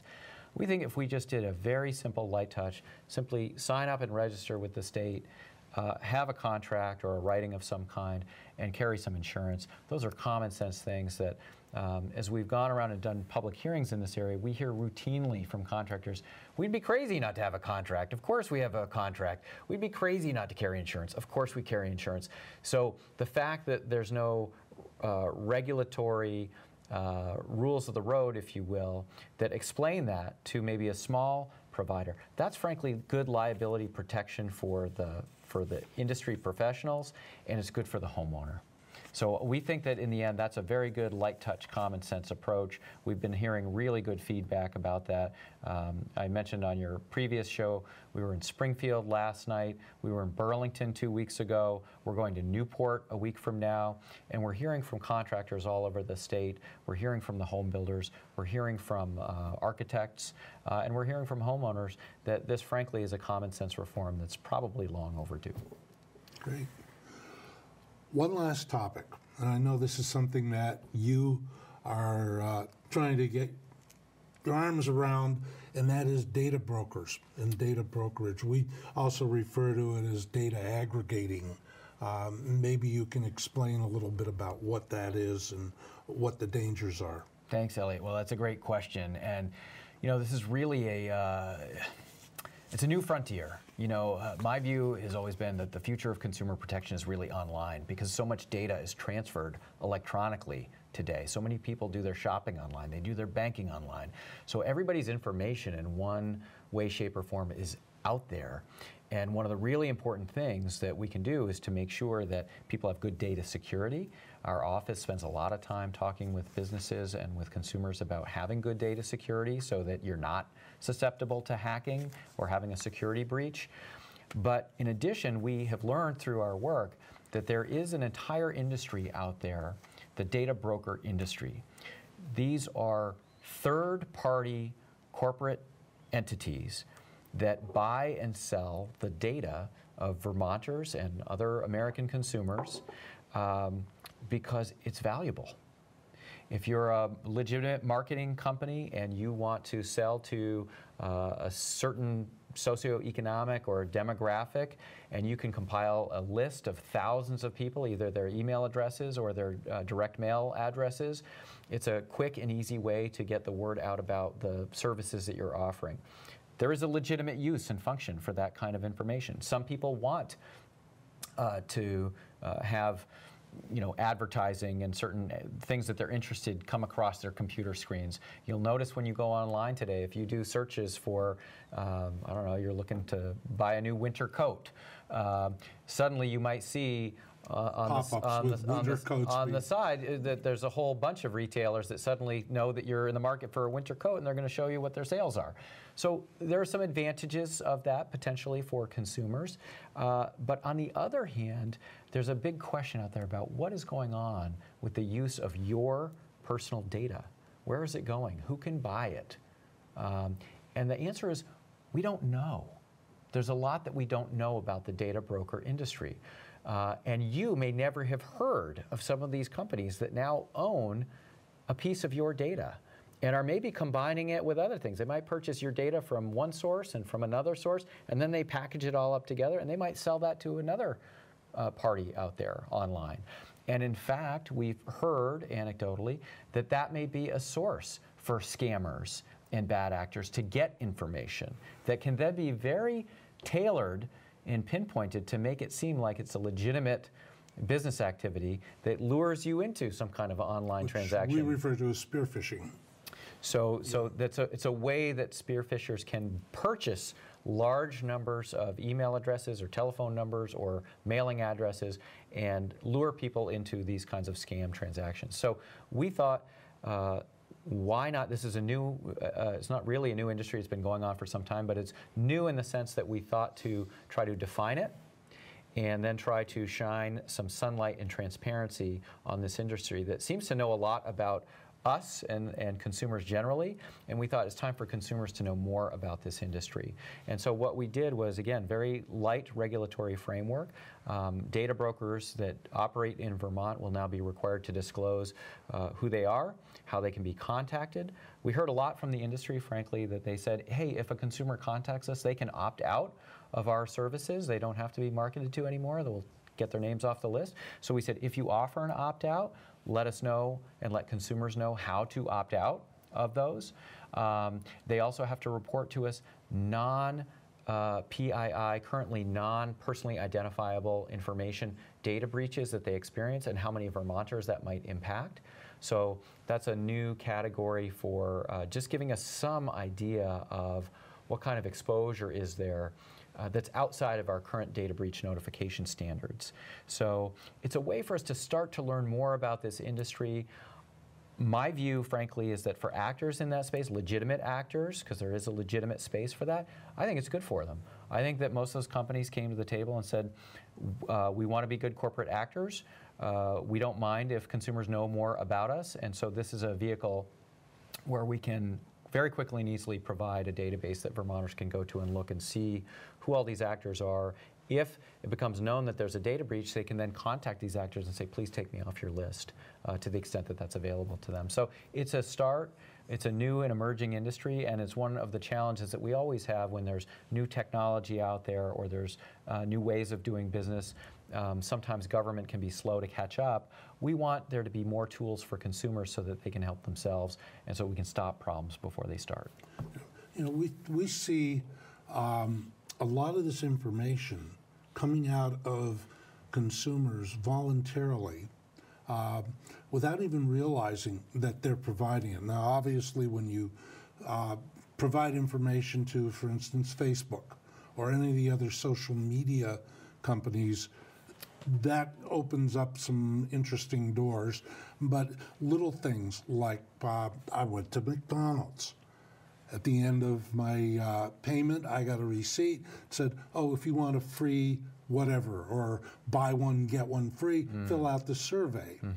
And the survey initially starts with specific questions about that event or that purchase, but then goes into personal likes and dislikes. And so now they're getting information about me that has nothing to do with the purchase that I made. Or, for instance, the warranty forms that people get when they purchase a new refrigerator, new TV set, and it gets into how many of these are your hobbies or your interests, which adds to that available data that can then be used for something else. Yeah, I mean, there is a huge amount of, for lack of a better word, it's almost surveillance out there. And it's not necessarily from the public sector, it's really the private sector, because as you correctly point out, one of the benefits of a free internet is that it's the information that's become valuable, and that's what's driving the development of the internet and allows corporate entities to offer products for free because they can sell your data to advertisers. So it's the advertisers that are then footing the bill to make, you know, social media or whatever else that's out there online free and accessible.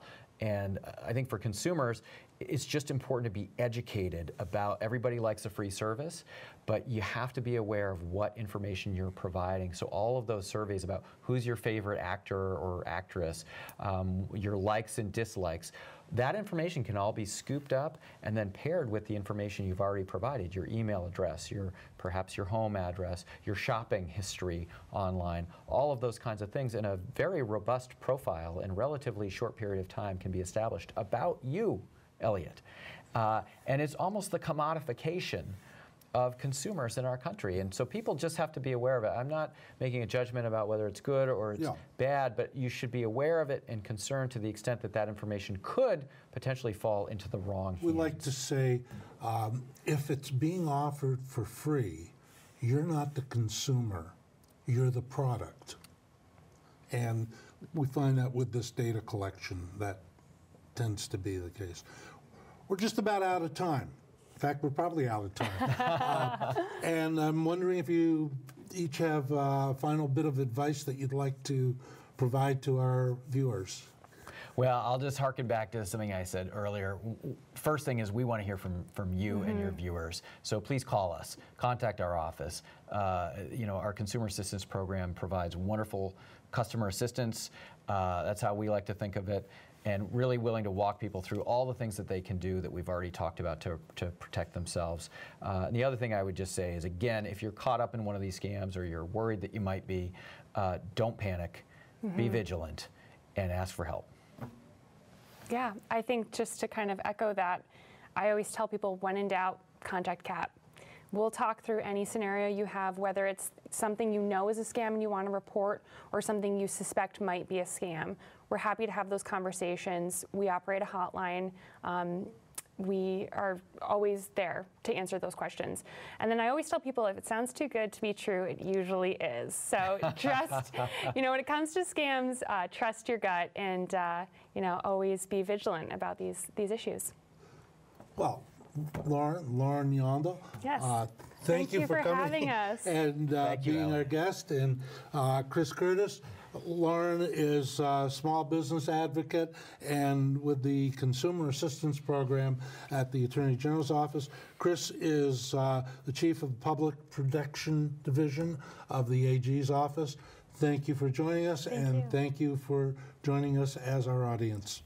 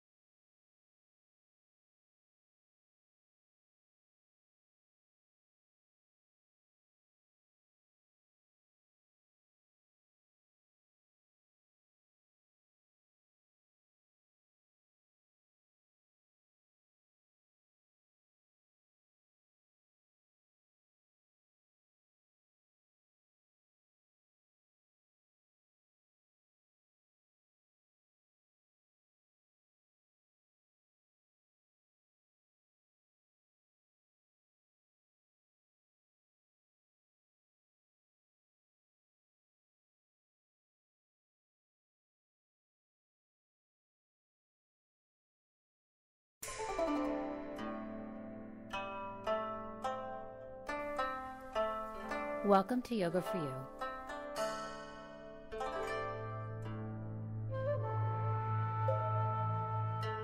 With your host, Anna Del Rosal, certified yoga teacher.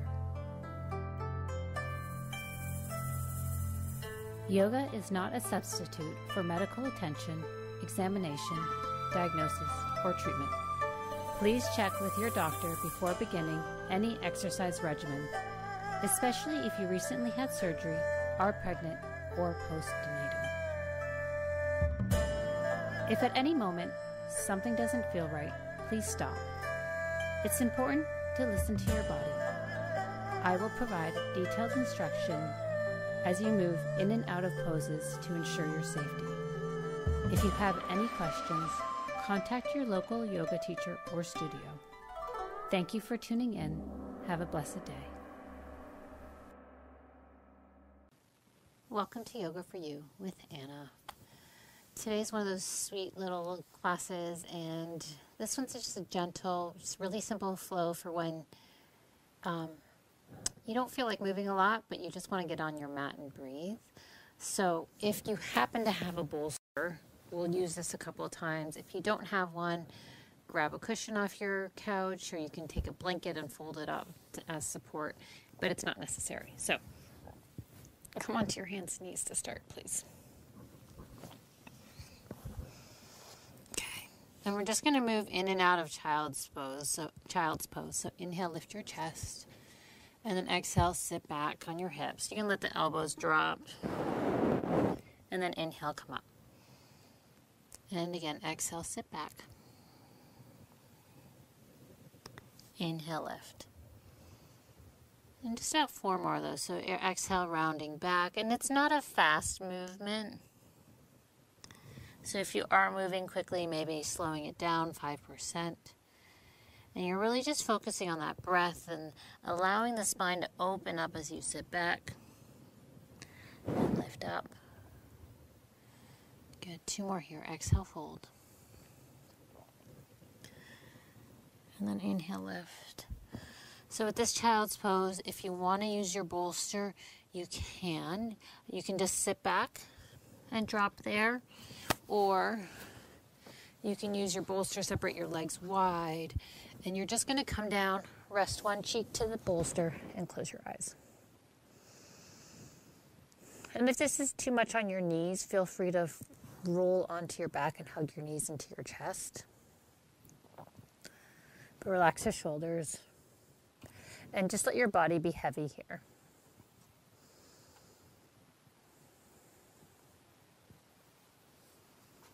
And we'll just be here for about 8 more breaths. So as you breathe in, really feeling that expansion through your back. You can have your eyes closed. There's no need to be looking, and just really taking this time to go internal, inside.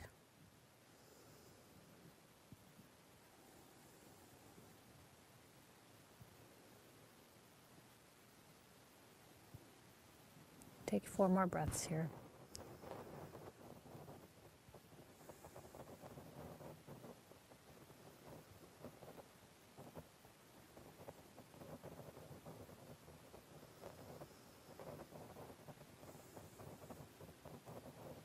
And take 1 more breath.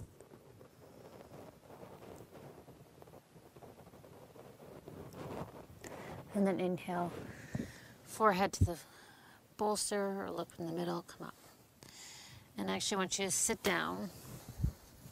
And for this one, we're going to do a forward fold. So you have different options. You can either place the bolster underneath your knees, especially if your hamstrings are tight. Sometimes this is a nice option. You could also do it this way if you're really tight. Or the other option is taking this bolster and placing it on your belly and then forward folding there.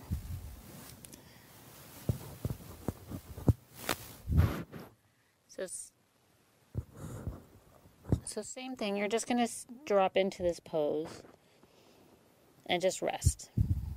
So finding what's comfortable for you. And just allow your body to release any tension. So notice where you're holding on, if it's in your hands, your jaw, your hips. And just be observant of where you can soften.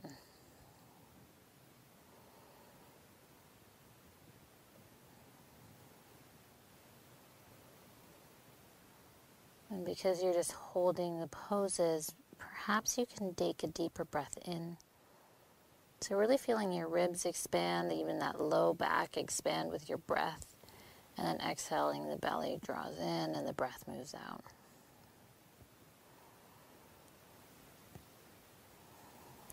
So doing a breath that feels comfortable for you, because if this breath is too much and makes you anxious, then I'd rather you do something that's comfortable for yourself.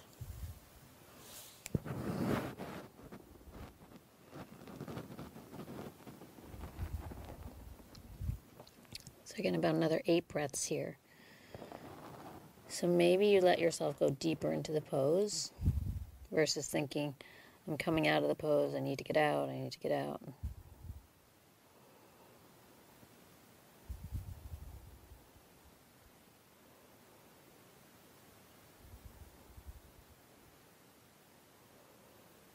So again, where can you relax?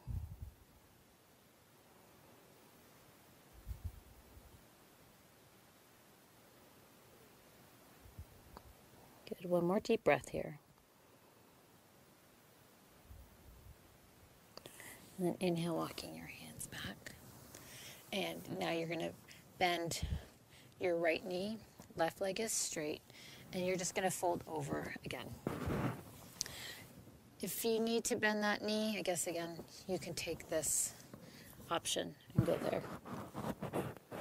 So I'll just hang out in this one this time around. Again, relaxing your shoulders.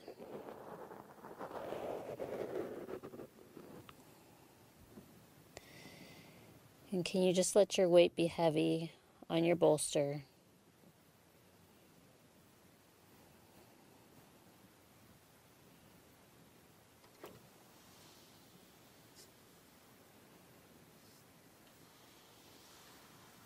It's about 10 more breaths. Again, just really feeling that breath fill up through your back.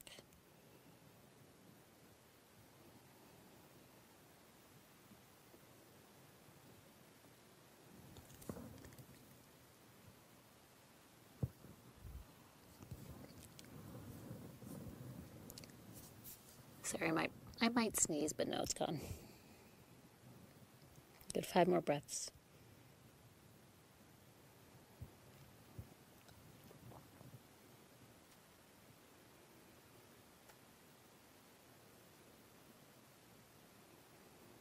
Good, take 2 more slow breaths here.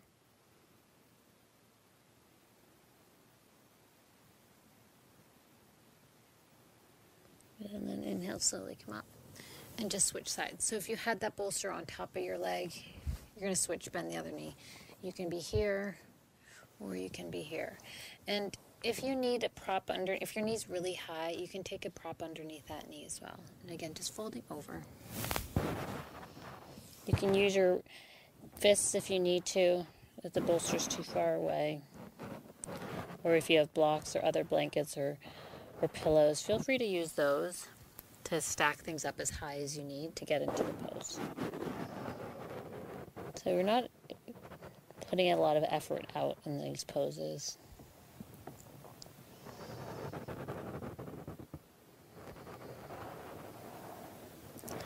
But just using your breath and seeing where you can find more space in your body.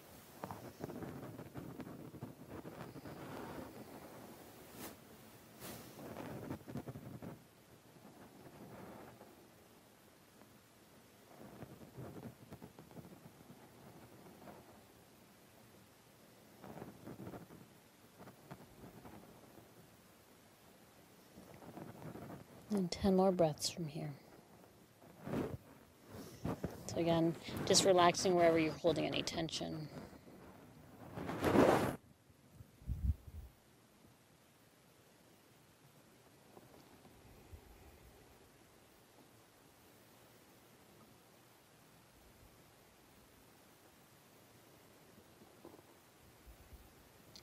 So about 4 more breaths.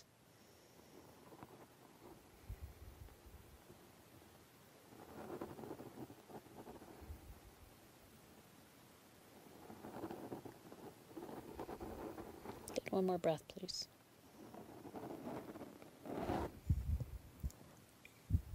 And slowly come up. And you're going to come to lay on your backs. We'll just do a final twist here. We won't hold it for very long, so laying down. Good. And knees into your chest. Just for a breath. And then arms out, and just drop both knees to one side. So if your knees are really far apart, you can take this prop, place it between your knees, or place it between your knees and the floor.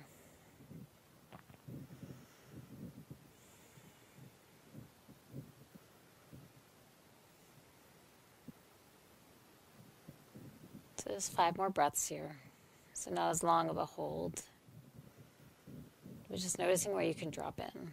And you, while you're doing this practice, feel free and pause any spot. If you want to hang out longer, you can redo it and take more time. Get 2 more breaths. 1 more breath. Good. If you have a prop, remove it and then go to the other side. Feel free to use the prop on the other side as well. And then dropping into the pose.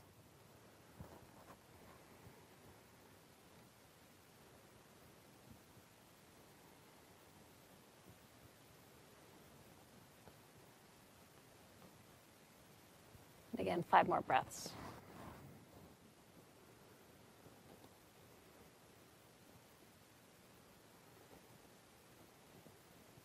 Good. 1 more breath. And then come back through center. If you have a prop, you can place it for your knees. And Shavasana, you can place it underneath your knees. And just rest. So I'm going to let you hang out here for as long as you like. I'm just going to take my time and sit up.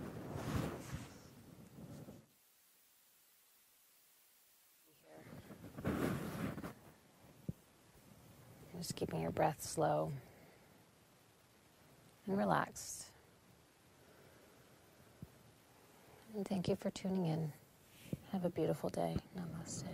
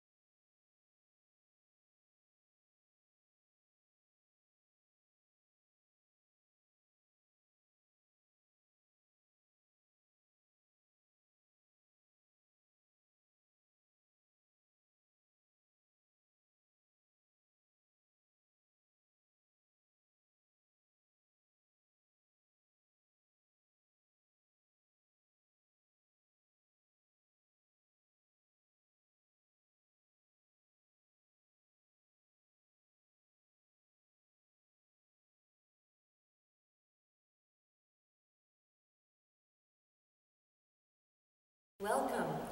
Welcome to First Baptist Church, located at 190 Main Street in Brattleboro, Vermont. We are so glad that you've joined us this morning to worship with us. We are handicapped accessible. We have a wonderful Sunday school program, and all of you are welcome to come and worship here. If you need a ride, please call the church office at 802-254-9566, and one of us would be happy to come and pick you up. But again, welcome to the worship of the Lord.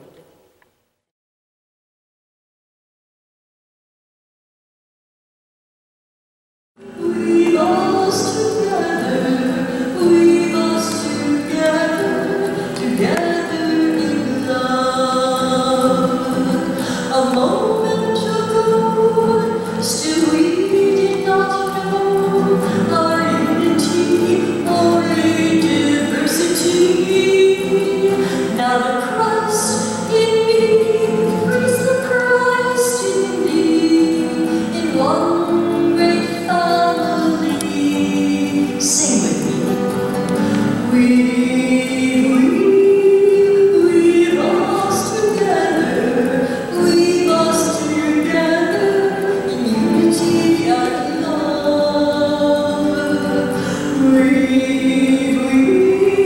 We lost together, we lost together, together in love.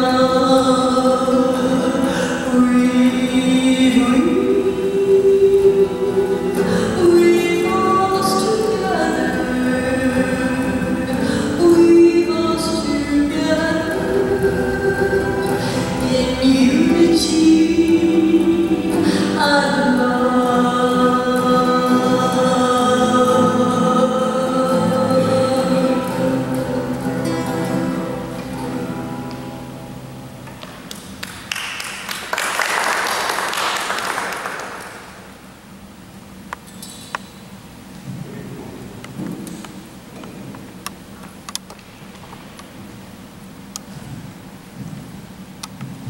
Please rise for unison invocation and the Lord's Prayer.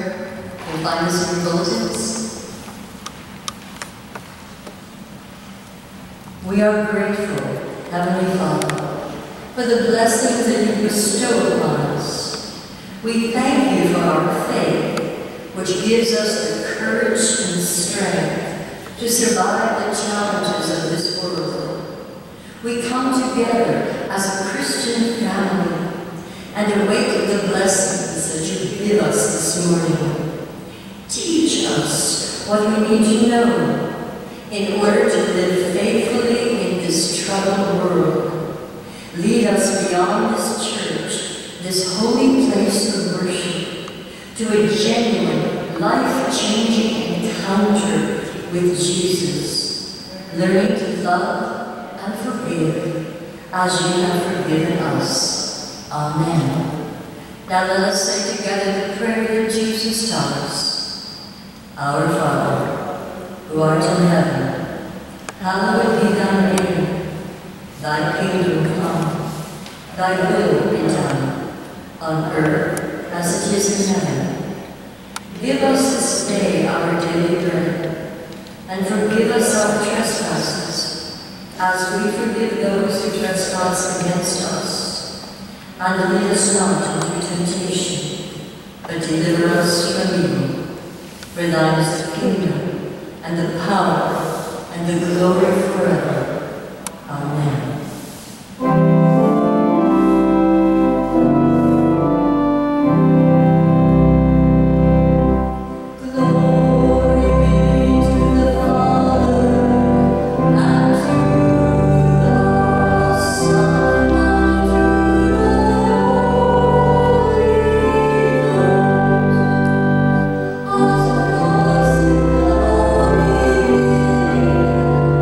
It's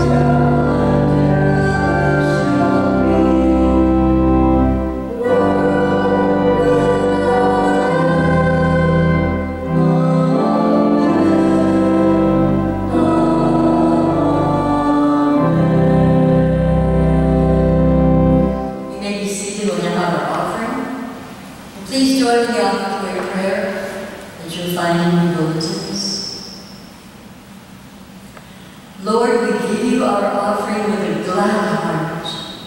May we give generously, for you have given us so much in return. We pour out our thanks for all you have given us and for all you do for us. May our offering help the poor and needy. Help us give freely so that the many ministries of First Baptist Church will continue to help others both locally and around the world. We pray in the name of your Son, Jesus Christ our Lord. Amen. Amen.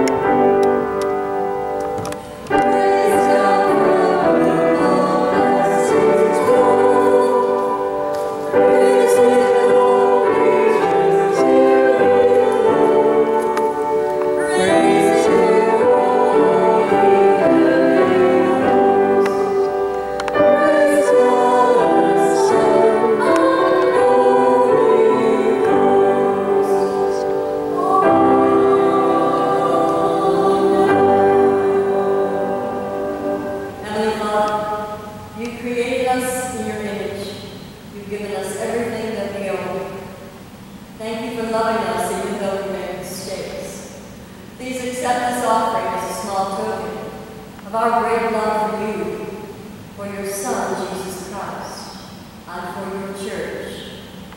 We pray in Jesus' holy name. Amen.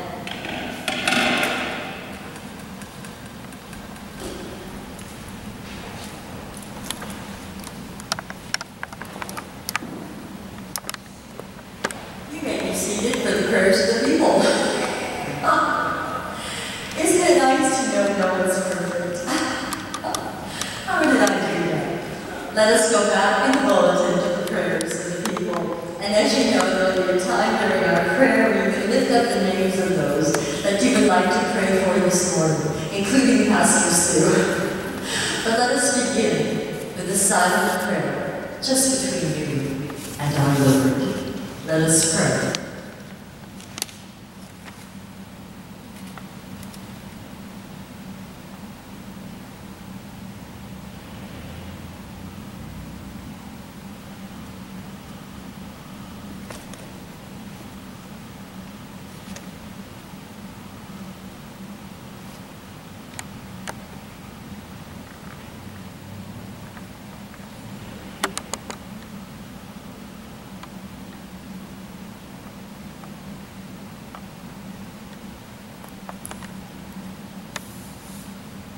Heavenly Father, we thank you for this moment of prayer and silence with you, where we can push away all that troubles us, concerns us, everything that we fear and don't know the answer to. All we have to do, Lord, is turn to Jesus Christ, our Savior, who came to this earth to teach us of thy ways, who came to tell us that there's an eternal life after death, and one day we will go to be with him and with you, God, in heaven. Heavenly Father, this morning we lift up the names of these people that we pray for. Marty, Eva,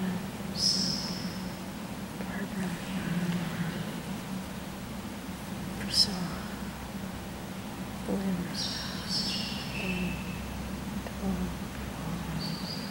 Tim and Sherry.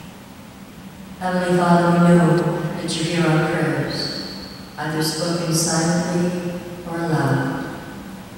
We now turn to Jesus for everything that we need. Amen.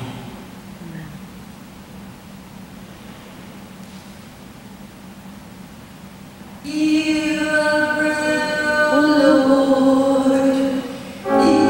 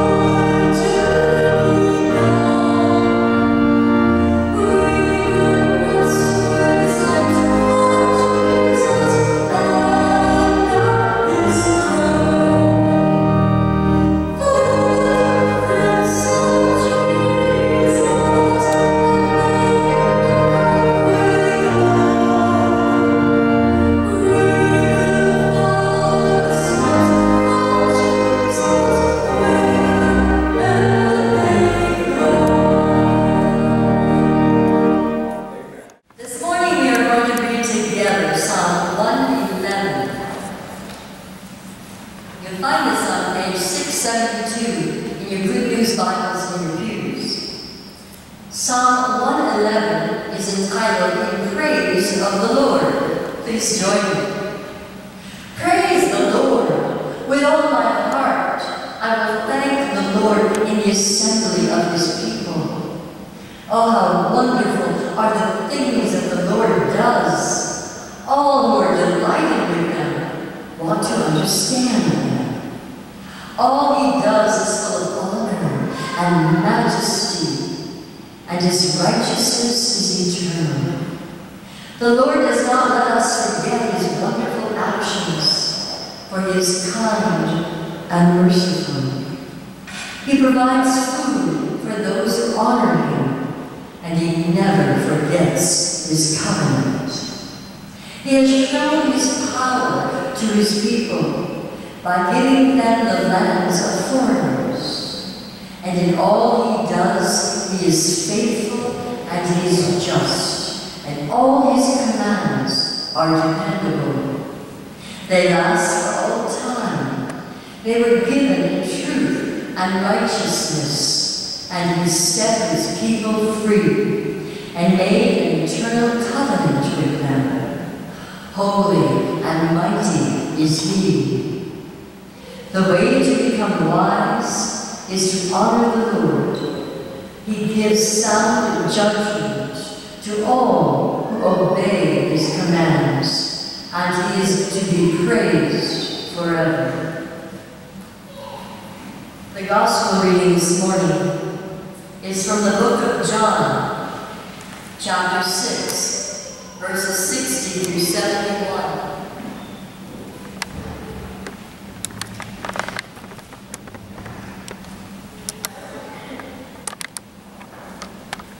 I'm going to back up to verse 53. Jesus said to his disciples, I am telling you the truth. If you do not eat the flesh of the Son of Man and drink his blood, you will not have life in yourselves. But those who eat my flesh and drink my blood will have eternal life, and I will raise them to life on the last day. And now verses 60 through 71. And this is called the words of eternal life. Now many of his followers heard what I just read, and they said to Jesus, this teaching is too hard. Who can listen to it? Without being told, Jesus knew that they were grumbling about this. So he said to them, does this make you want to give up? Suppose then that you should see the Son of Man go back up to the place where he was before. What gives life is God's Spirit. Human power is of no use at all. And then Jesus said, the words I have spoken to you bring God's life-giving Spirit. Yet some of you do not believe. Jesus knew from the very beginning who were the ones that would not believe and which one would betray him. And Jesus added, this is the very reason I told you that no people can come to me unless the Father makes it possible for them to do so. Now because of this, many of Jesus' followers turned back, and they would not go with him anymore. So Jesus asked the 12 disciples, and you, would you also like to leave? But Simon Peter answered him and said, Lord, to whom would we go? You have the words that give eternal life. And now we believe and we know that you are the Holy One who has come from God. And Jesus replied, I chose the 12 of you, didn't I? Yet one of you is a devil. He was talking about Judas, the son of Simon Iscariot. For Judas, even though he was one of the 12 disciples, was going to betray him. This ends the scripture reading for this morning.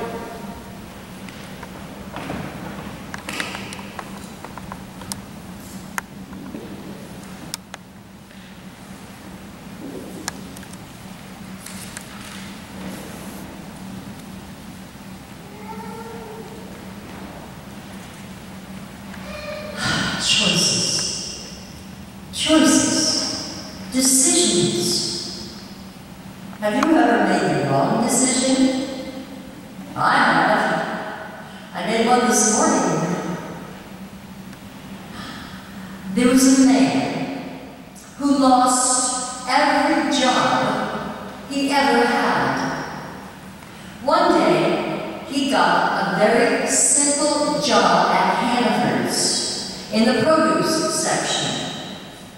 So he was told, you just put the big oranges in this bin, the medium-sized oranges next to them, and the smallest oranges at the end. But not long afterwards, he came up to his new boss and he said, "I quit!" "But why?" said the boss in amazement.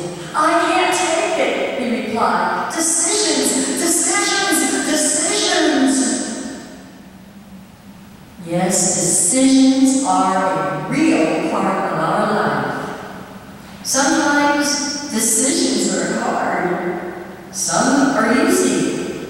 Some decisions need to be made immediately, or they'll never be made at all. Some decisions are downright scary and take a lot of courage deciding the right thing to do. You know, all of these different kinds of decisions can confuse us. They could even lead us away from what we know we should do, like believing in Jesus Christ. Decisions, decisions. A good example of this is shown in the following story.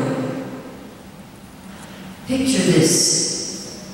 On the rugged, wave-beaten cliffs off the west coast of Scotland, a man was gathering the eggs of seabirds which nested there. Now, using a rope secured at the top, he slowly let himself down the cliff, resting his legs on a ledge. In a moment, though, of carelessness, he let the rope slip from his hand. And as it swung down and out and seaward, and then came swinging back in toward it, he knew that the first inward swing of the rope was his only chance, and that the next swing would be beyond his reach. But with the power of body, mind, and soul tense and alert, he stood on the edge of the ledge, waiting for the rope to come toward him. And just as it reached the end of its arc, he stretched out his hand and he grabbed it. You know, this man had to make a decision, right? A huge decision. Well, in our gospel lesson this morning, the disciples and the people needed to make a decision. Do they stay with Jesus, or do they turn away? Now, in our gospel reading this morning, Jesus had offended the people. He said, "Those who eat my flesh and drink my blood live in me, and I live in them." The people could not understand what Jesus was really talking about. So they became angry and disrespectful.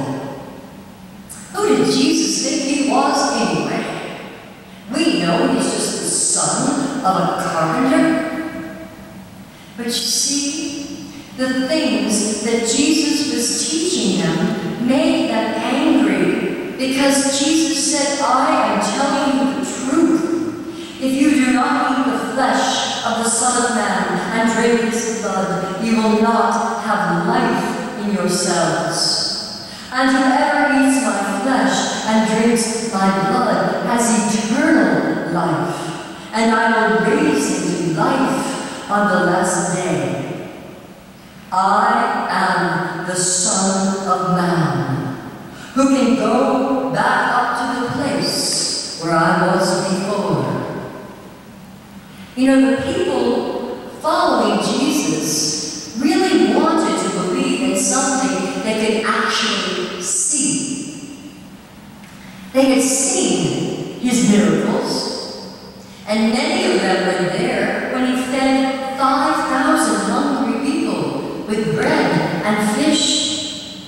And some of these same people had witnessed his many miracles, giving sight to the blind, healing the deaf, healing lepers, and making the lame walk again. But this, they couldn't believe or even imagine the idea of God coming down from heaven through Jesus, crawling into our human space, dying for us, and then rising again so that we could be offered the gift of eternal life. Wow. So what they do? They turn their backs on the Son of God, and they left him. And with a sad heart, Jesus asked his disciples in verse 67, and you, would you also like to leave me? Good old Simon Peter. Simon answered for all of them. And he said, Lord, to whom would we go? You have the words that give eternal life. And now we believe and we know that you are the Holy One who has come from God. Wow, that was a big decision. So we're back to making decisions, aren't we? Because Jesus is also asking us, do you want to walk away? Do you want to leave me? It's up to you to decide, Jesus tells us. Folks, I know life is difficult. We are called upon to make many decisions every day. But the most important decision we could ever make is to follow Jesus, our Lord and our Savior. You know, Jesus asked his disciples, will you follow me? And Jesus is asking us this morning and every day in our lives, will you follow me? He gives us a choice.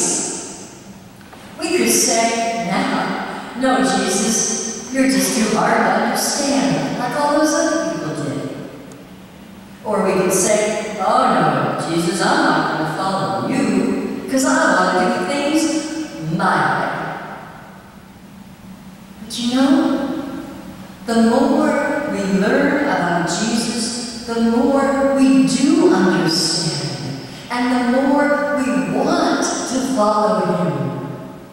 We want to follow Jesus, even though we sometimes get too busy to even think about him, or even to pray to him. We need to follow Jesus even when we have doubts in our lives, and we wonder about the future, our future, the future of our church.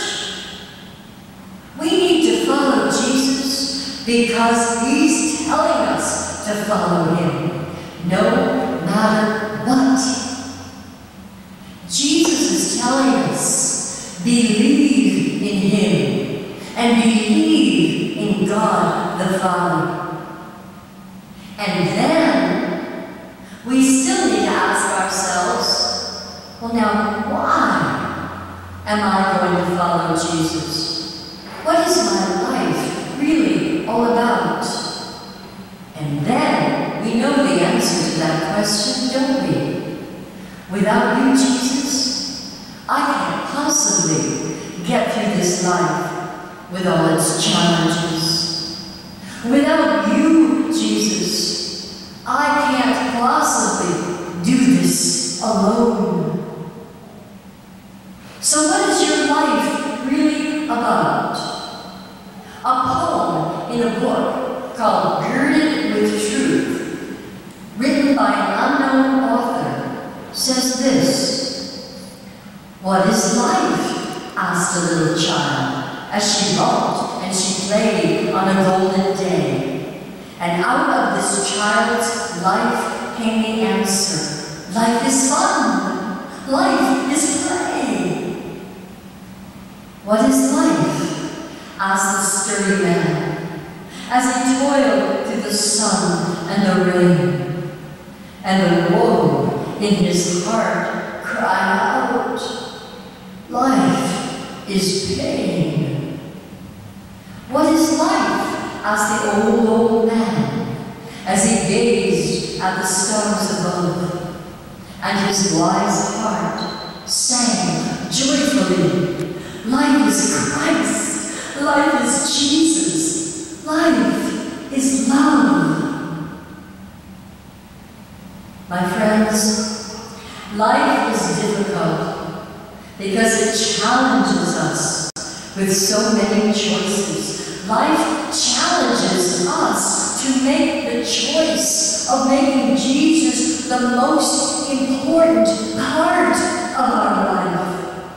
And I'm here to tell you, we do not control our own lives. God does. Jesus does. We need Jesus. Because Jesus is the pathway to God and eternal life. Jesus is the path to our feeling good about ourselves. Jesus is the path to peace and calm when we're feeling the storms. Jesus is the one who tenderly holds us when we are broken and gives us the power to brush ourselves off and try again. You know, there are times we really think we're in control. Some of us think we're in charge of our lives, and some of us just don't get it. Well, I don't know about you, but I couldn't make it through my life without Jesus by my side. You know, once there was a little girl who met a homeless woman walking in a park. And she was fascinated by this strange woman who was pushing a grocery cart piled high with her belongings. But the child ran up to her and asked her, "How do you know which way to go?" With a sad expression on her face, she said, "I always walk with the wind to my back, because I am alone in this life." What this poor woman needed is what we need. She needed Jesus. What she longed for was Jesus' help and guidance and strength. What she desperately desired was direction and the security that only Jesus can give. And then the little girl said to this lady, "Ma'am, I went to Sunday school this morning, and my teacher taught me we're never alone." And then she sang, "Jesus loves me, this I know, for the Bible tells me so." And she skipped right on back to her mother. Will you make a decision this morning and follow Jesus? Will you make a decision which calls for sacrifice, service, love, and caring about others? A decision that calls for a relationship, a friendship, a partnership with Jesus in all areas of your life. This difficult choice, this difficult decision can be understood in this story. And I know many of you have experienced this yourselves, and so have I. You know, the boys were all in the schoolyard choosing sides for their ball game. Now the captains had already been chosen, and they were in the process of selecting their teams. Well, one of the boys, the captains, was put on the spot because he had to choose between his best friend and a much better player. Now, everyone's eyes were on this kid as he looked at the other boys.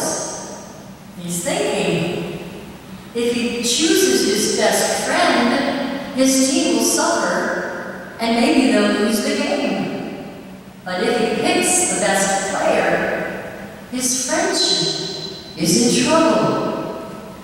What do you think he should do? You know, in many ways, that's the challenge each of us face in our relationship with Jesus. Do we choose between winning, success, fame, fortune, being on top, or being popular with others who don't share our faith? Or do we choose our best friend, Jesus Christ? Does our relationship with Jesus come before everything else? Does our relationship with Jesus come before our money? Does our relationship with Jesus come before our own personal desires and selfish needs? Does our relationship with Jesus come before our desire to win at everything we do? Because guess what? You'll lose. Does our relationship with Jesus help us sacrifice and say loud and clear, I love you, Jesus, more than all the world can give me. I love you, Jesus, because you are my Savior. You are my Redeemer. I love you, Jesus, because you first loved me, and you are my pathway to God. Decisions? Pretty simple, isn't it? Well, let's make the right decision right now. Because Jesus is asking us, just like he asked those so-called followers in our Bible lesson, and just like he asked his 12 disciples, would you also like to leave me? And our answer should be just like Simon Peter's, with a huge no, Jesus. I will follow you everywhere. I will follow you all the days of my life. And yes, I will learn to forgive and love others just as you taught me. Oh, Jesus, I will follow you because I believe you are the Holy One who has come from God. God bless you all. Amen.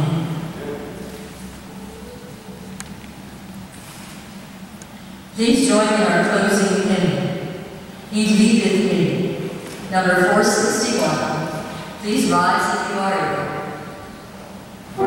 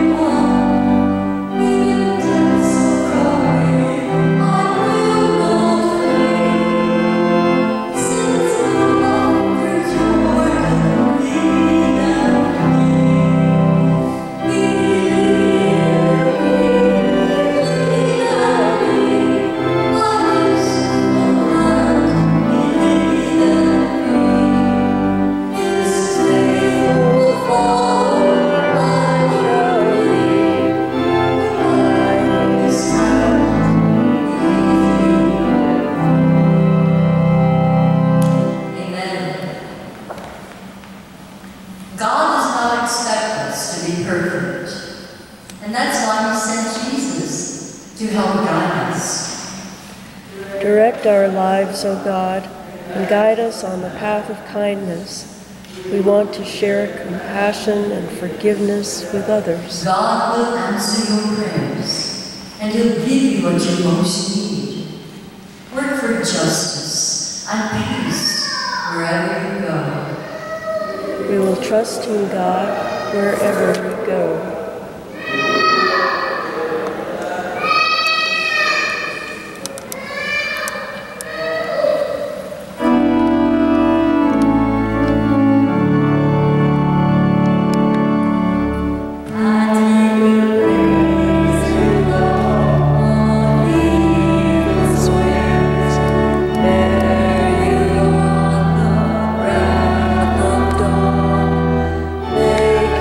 Shine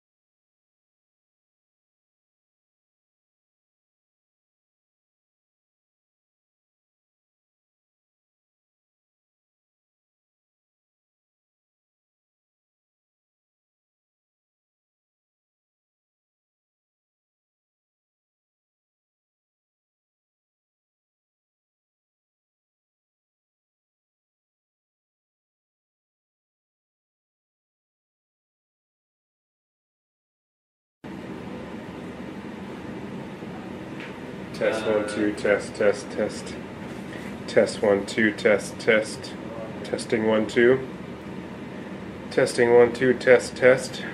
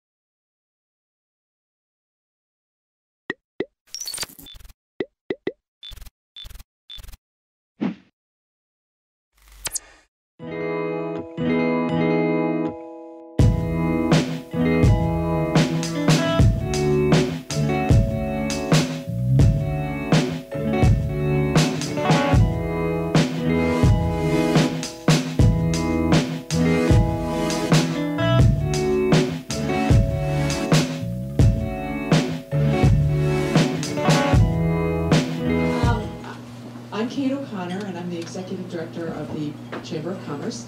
And on behalf of all the Board of Directors, who many of them are here today, everybody's waving, I want to welcome you to our annual legislative preview with Vermont Chamber President Betsy Bishop.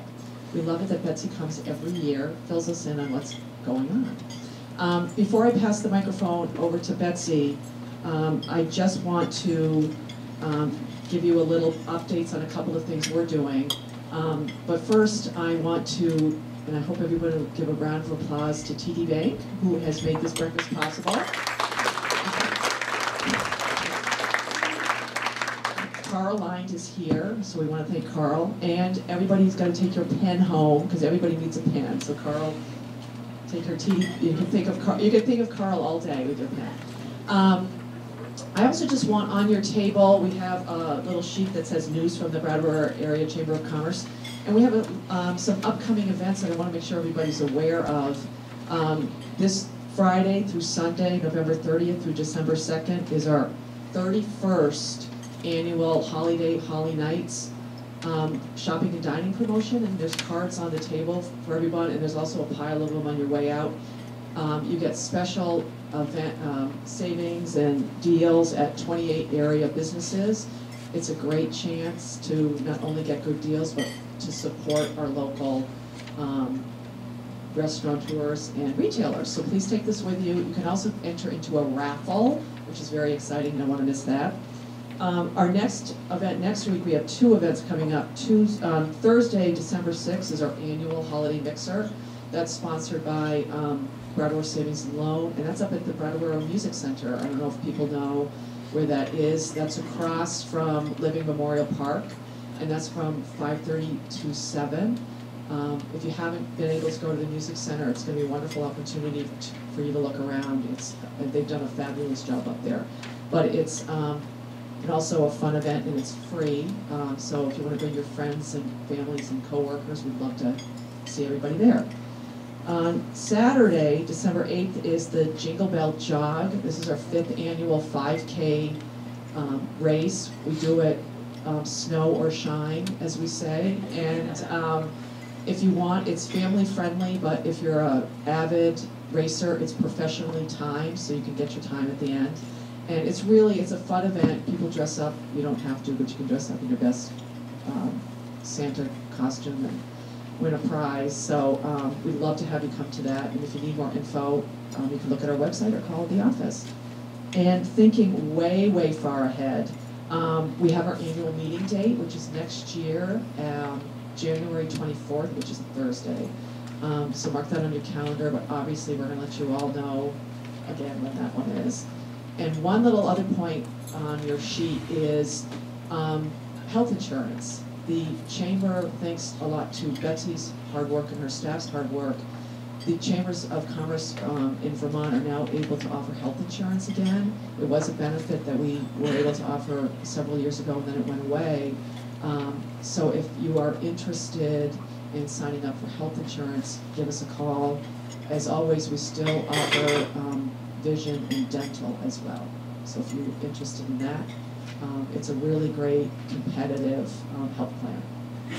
One more thing before I bring the person we're all here to see to the podium is because this is a legislative preview, I want to acknowledge the legislators in the room. And I see two, and if there's other ones, I want you to yell out to me. We have Mike Morwicki. You can wave or stand.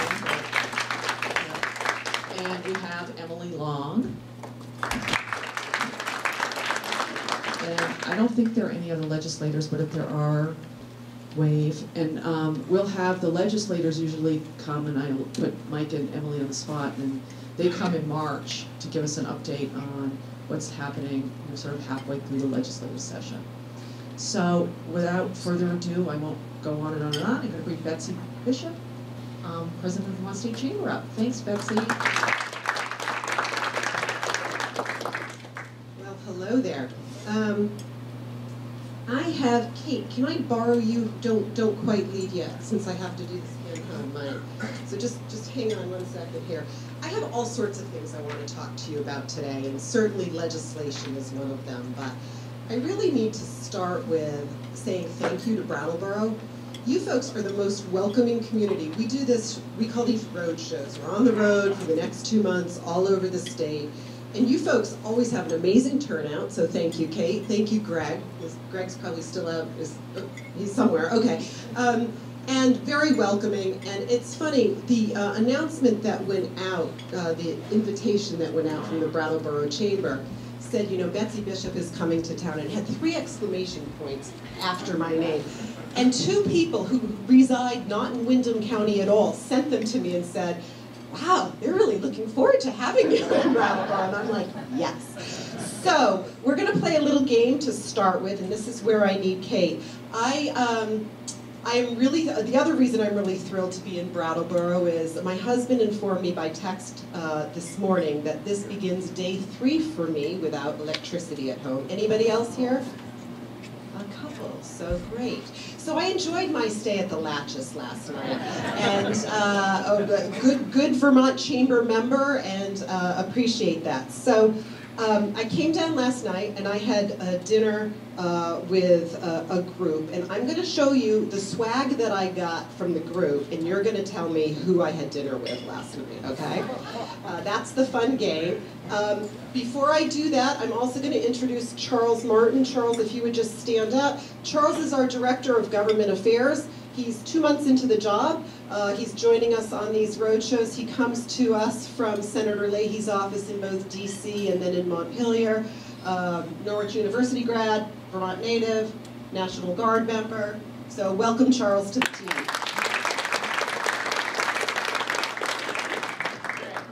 So my swag is, let's face it, we're chambers of commerce, so it's a little business-like swag. So I appreciate the pen. I'm a big fan of TV swag, so thank you. I received Southern Vermont Has It All. Yes? These are clues. You don't have to shout out quite yet. I received a very lovely annual report telling me about everything in economic development. And finally, I was encouraged to wear this, but it didn't quite fit the outfit, but...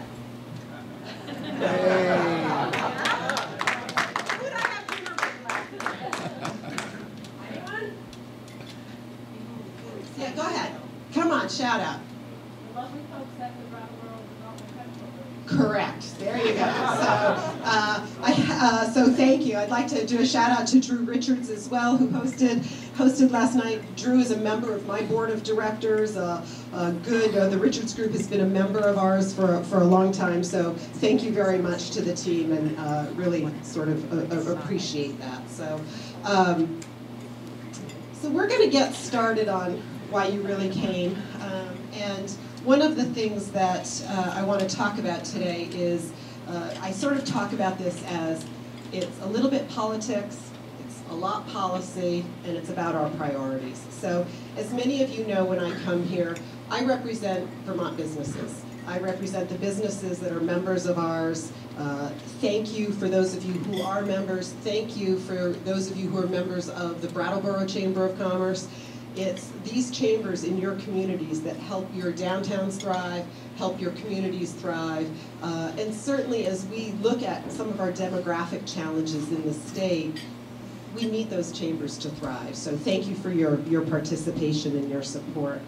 On your tables, you've got a few different things here. You've got a list of our lobbying team.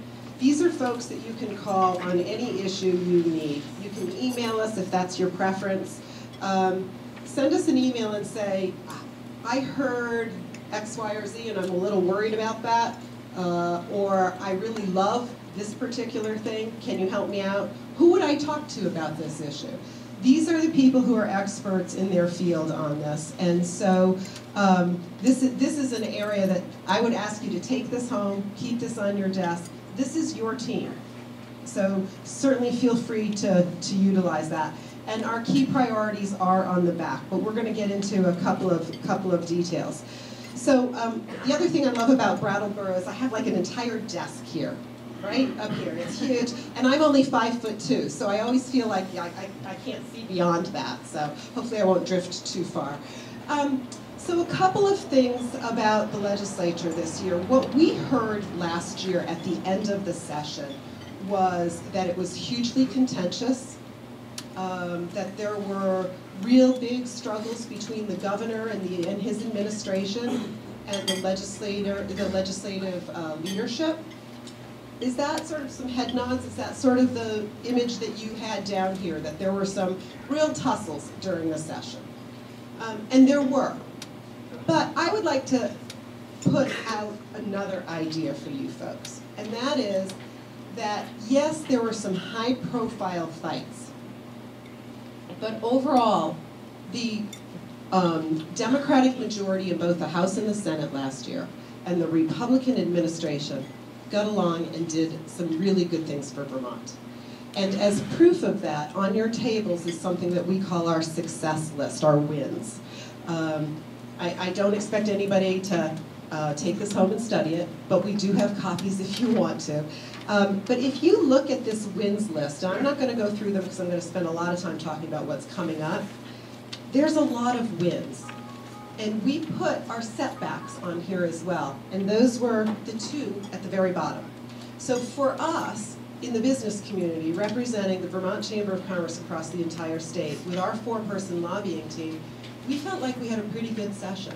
So while some of the high-profile issues really focused on the fights, there's a lot of other good work that's going on in the session. So that's partly my message here today is, as we looked at the elections, there's a lot of people talking about, ooh, the supermajority, right? What are we going to do? From my perspective, as somebody who has worked in the State House for longer than I'd like to admit, in a variety of different roles, both in the administration and out, I see an opportunity to work together here. And yes, there are going to be some high-profile fights, and maybe I'll be in the middle of some of those, but hopefully we'll be able to do some good work together as well. And so that's where we're going to try to focus some of our attention today, is on what can get done. We can talk certainly about what we think some of the struggle points will be as well. But you know, the tone has been set after the election by both the Democratic leadership in the House and in the Senate, as well as the governor, saying, they're all saying the right things. It's like they got the same talking points, right? They all said, we have to work together more, even more now. But the numbers, while the numbers have gotten bigger so that there is a supermajority, they haven't changed all that dramatically. The legislature was led by a large majority where the Democrats held that majority in both the House and the Senate. They controlled every committee. They controlled the outcome. That's not new. That's going to continue to happen. The difference is the numbers, particularly in the House of Representatives, have given the House leadership a supermajority, which means they could possibly override a governor's veto on something. Considering the governor vetoed 13 bills last year, that's important. But there were hundreds that passed, so without that veto. So this is my point, is trying to think through sort of all of those things.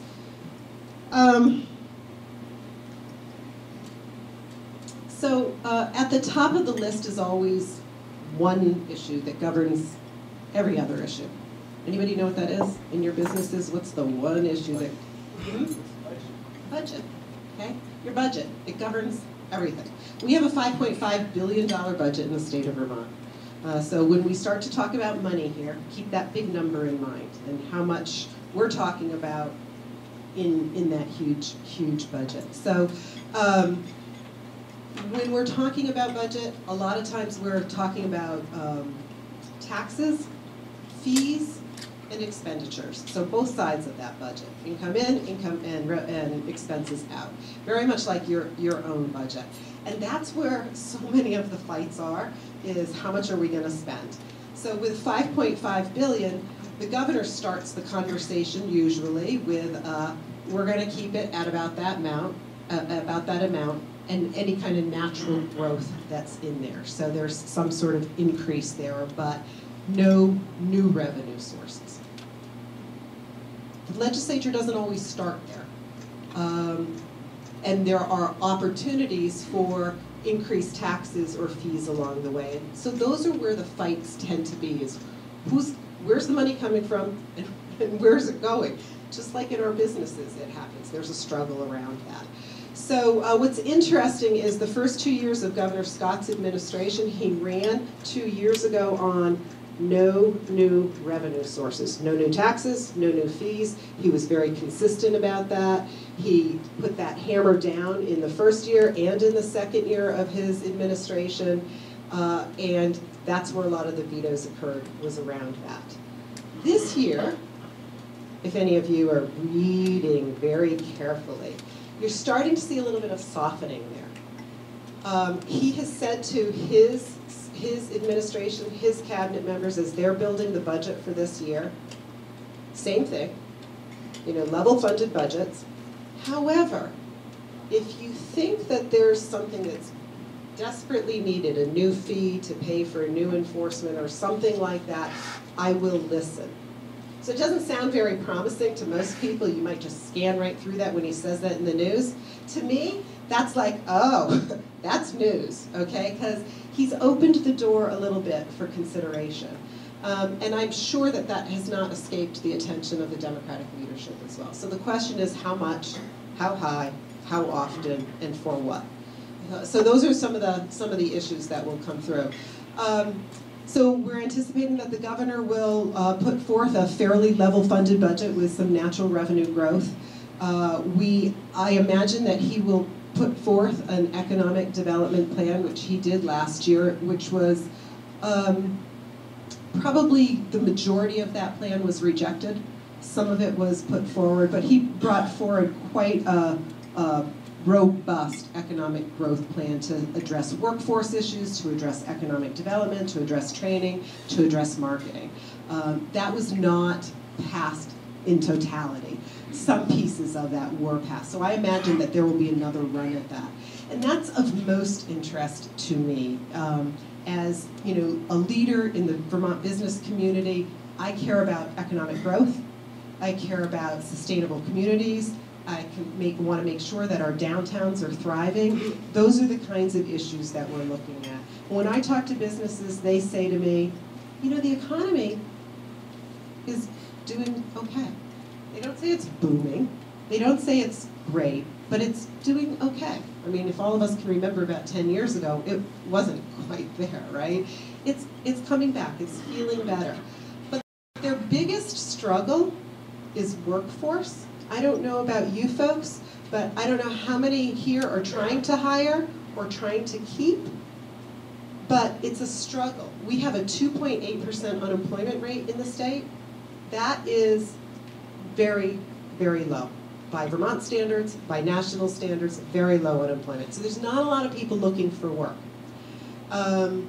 We have an aging population, so we have people leaving the workforce and not participating in the workforce, and they are moving into retirement, semi-retirement, part-time work.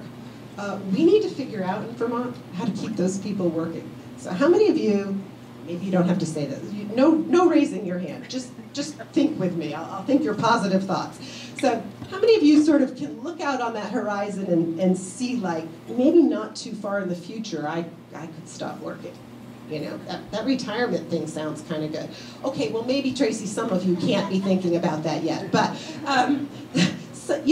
but what's different is folks in their 60s now aren't interested in being warehoused in Florida.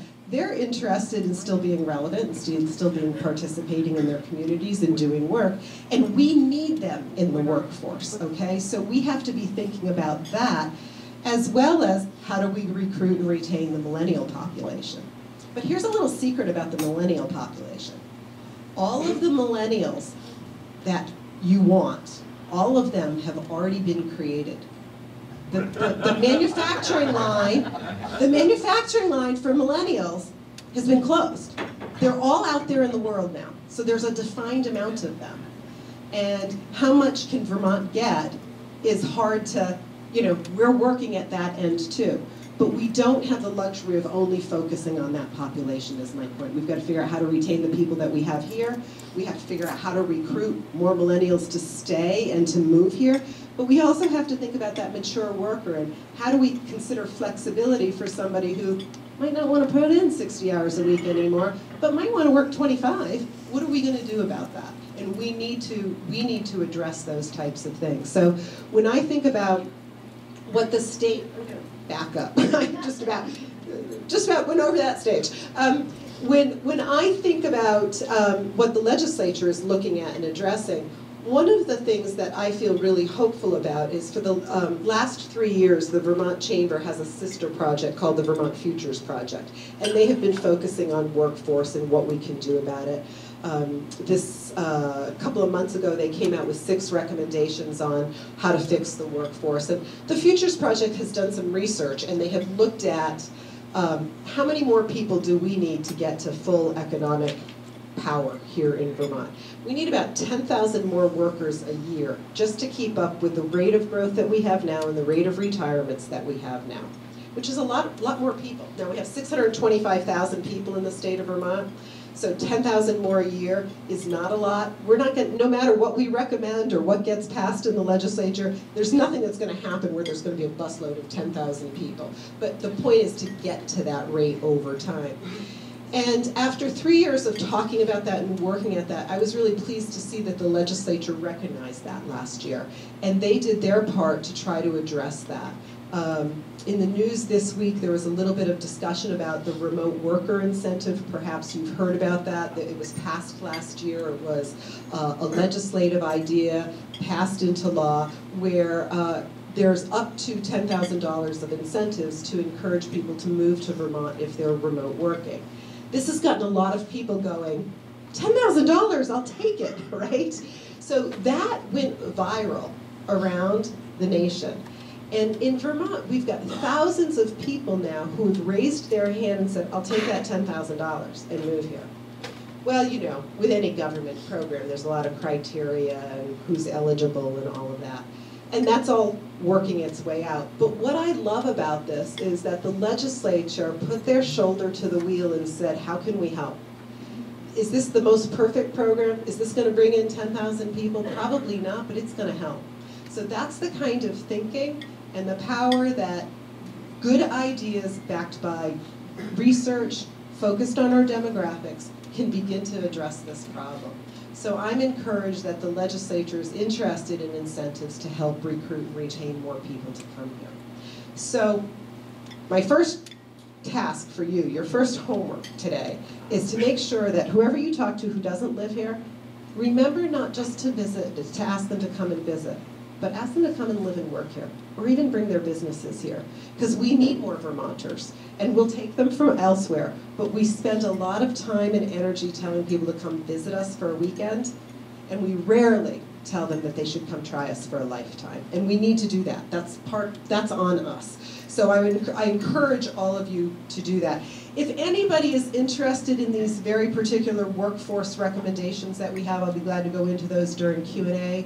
Or I even have a detailed sheet if anybody's really studious and wants to know those things.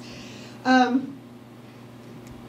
couple of ideas around the workforce also. 3 years ago, I went to the governor at that time, Governor Shumlin, and I suggested that we spent about $2 million a year marketing Vermont as a great place to visit, but we've never asked people to come and live here. So I suggested that we create an economic development marketing plan to do that. The first year was $250,000 out of that big $5.5 billion budget to start that. Not a ton of money, but it's okay. And what they did, what the Shumlin administration did with that was they created an economic development marketing program. It was professionally done, it was robust, it has a task list with items, you know, this costs this much, this, you can check things off the list. I was thrilled with that. And the subsequent 2 years, the Scott administration and the legislature have agreed to continue funding that. And so those things are being checked off the list. From that has come Think Vermont, which is a website, an ambassador effort. It is an effort to do this type of marketing, to get people to understand that there are jobs available in Vermont, there are places for you to live, and you need to come there. That's not to say we don't have obstacles that we need to work on, but this is a way to do that. So I'm thrilled for that. So that will be one of our priorities coming into the session, is making sure that the legislature continues to fund that type of programming, both with the tourism marketing and the economic development marketing. And trust me, when you're talking about marketing in a budget, and the person who's testifying before you might be a low-income advocate looking for a program for our poor in Vermont, it's a tough sell. Marketing is not an easy sell, but I give them kudos and credit for doing the right thing and helping us in a way that is meaningful to help look at our economic growth. So those are two things that are on our priority list as we're looking at that. A couple other things to think about. I noticed that whenever I come to Brattleboro and think about legislation, I have Laura Sibilia, Representative Sibilia, in my head on telecom, and I noticed she's not here, so that's either good for me or not. But telecom's a huge issue in southern Vermont, right? So we were driving down here yesterday and couldn't keep the call going just down I-91. Am I the only one with this experience? Yeah. So, you know, this is a huge issue for economic growth, and we have to address that.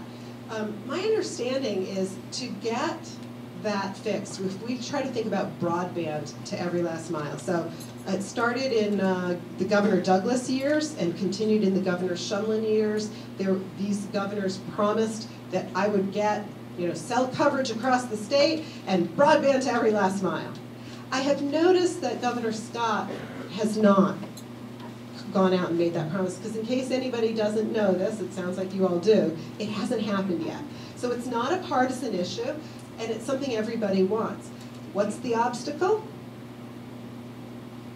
Money. It always comes down to money. So the want, the desire, the goal is agreed upon, but it's going to take $300 million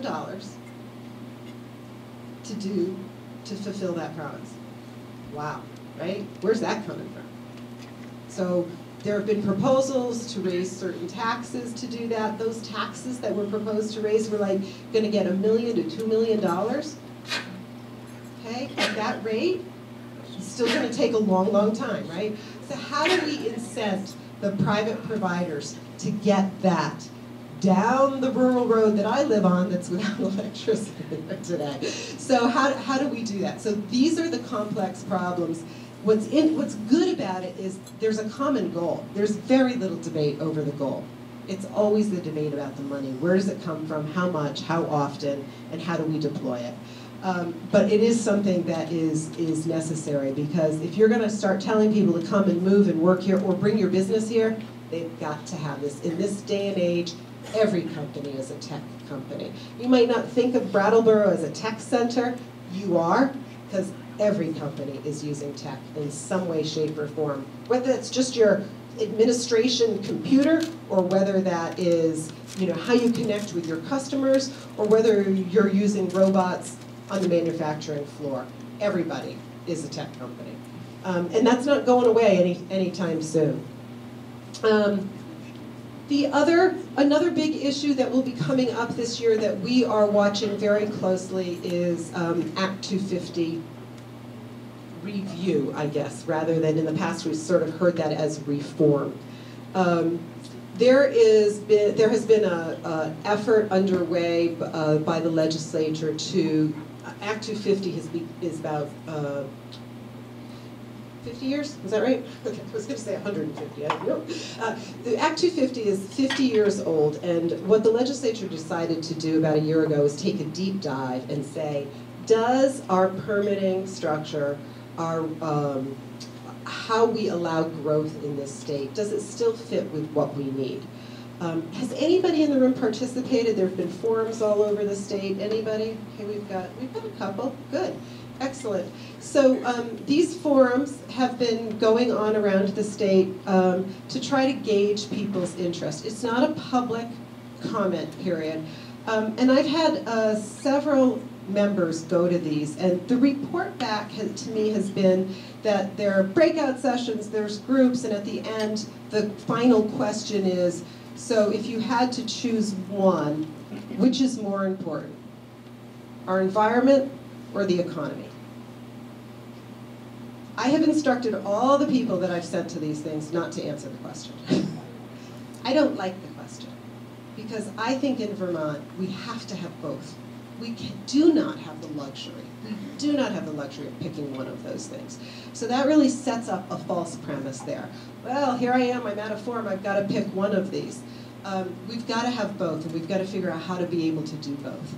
And so we are coming to the legislature this year. They will continue that conversation about ways that we think that we can continue to strengthen Act 250, continue to strengthen that so that we have a strong environment, but still allow meaningful growth, still allow us to have our companies grow in areas that make sense, and to do it bigly, because that's what businesses need. If they've got that idea and they want to grow, they've got to do that expansion or bring in a business. It can't take 2 or 3 years.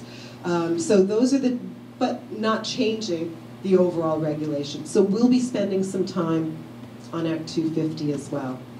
I am gonna, in a few minutes, I'm gonna open this up to questions and answers and hopefully delve into any of the other topics that you want. I'd like to spend a little time talking about the tourism community and what's happening in Vermont to that. It's changing a lot, and certainly every town that I know of is reliant on that. We have about 30,000 jobs in Vermont that are in the tourism industry. We have quite a few members who are in the tourism industry, and we have a lobbyist who is dedicated to this. So we see tourism kind of broadly, so traditionally lodging, restaurants, shopping, okay, breweries, distilleries.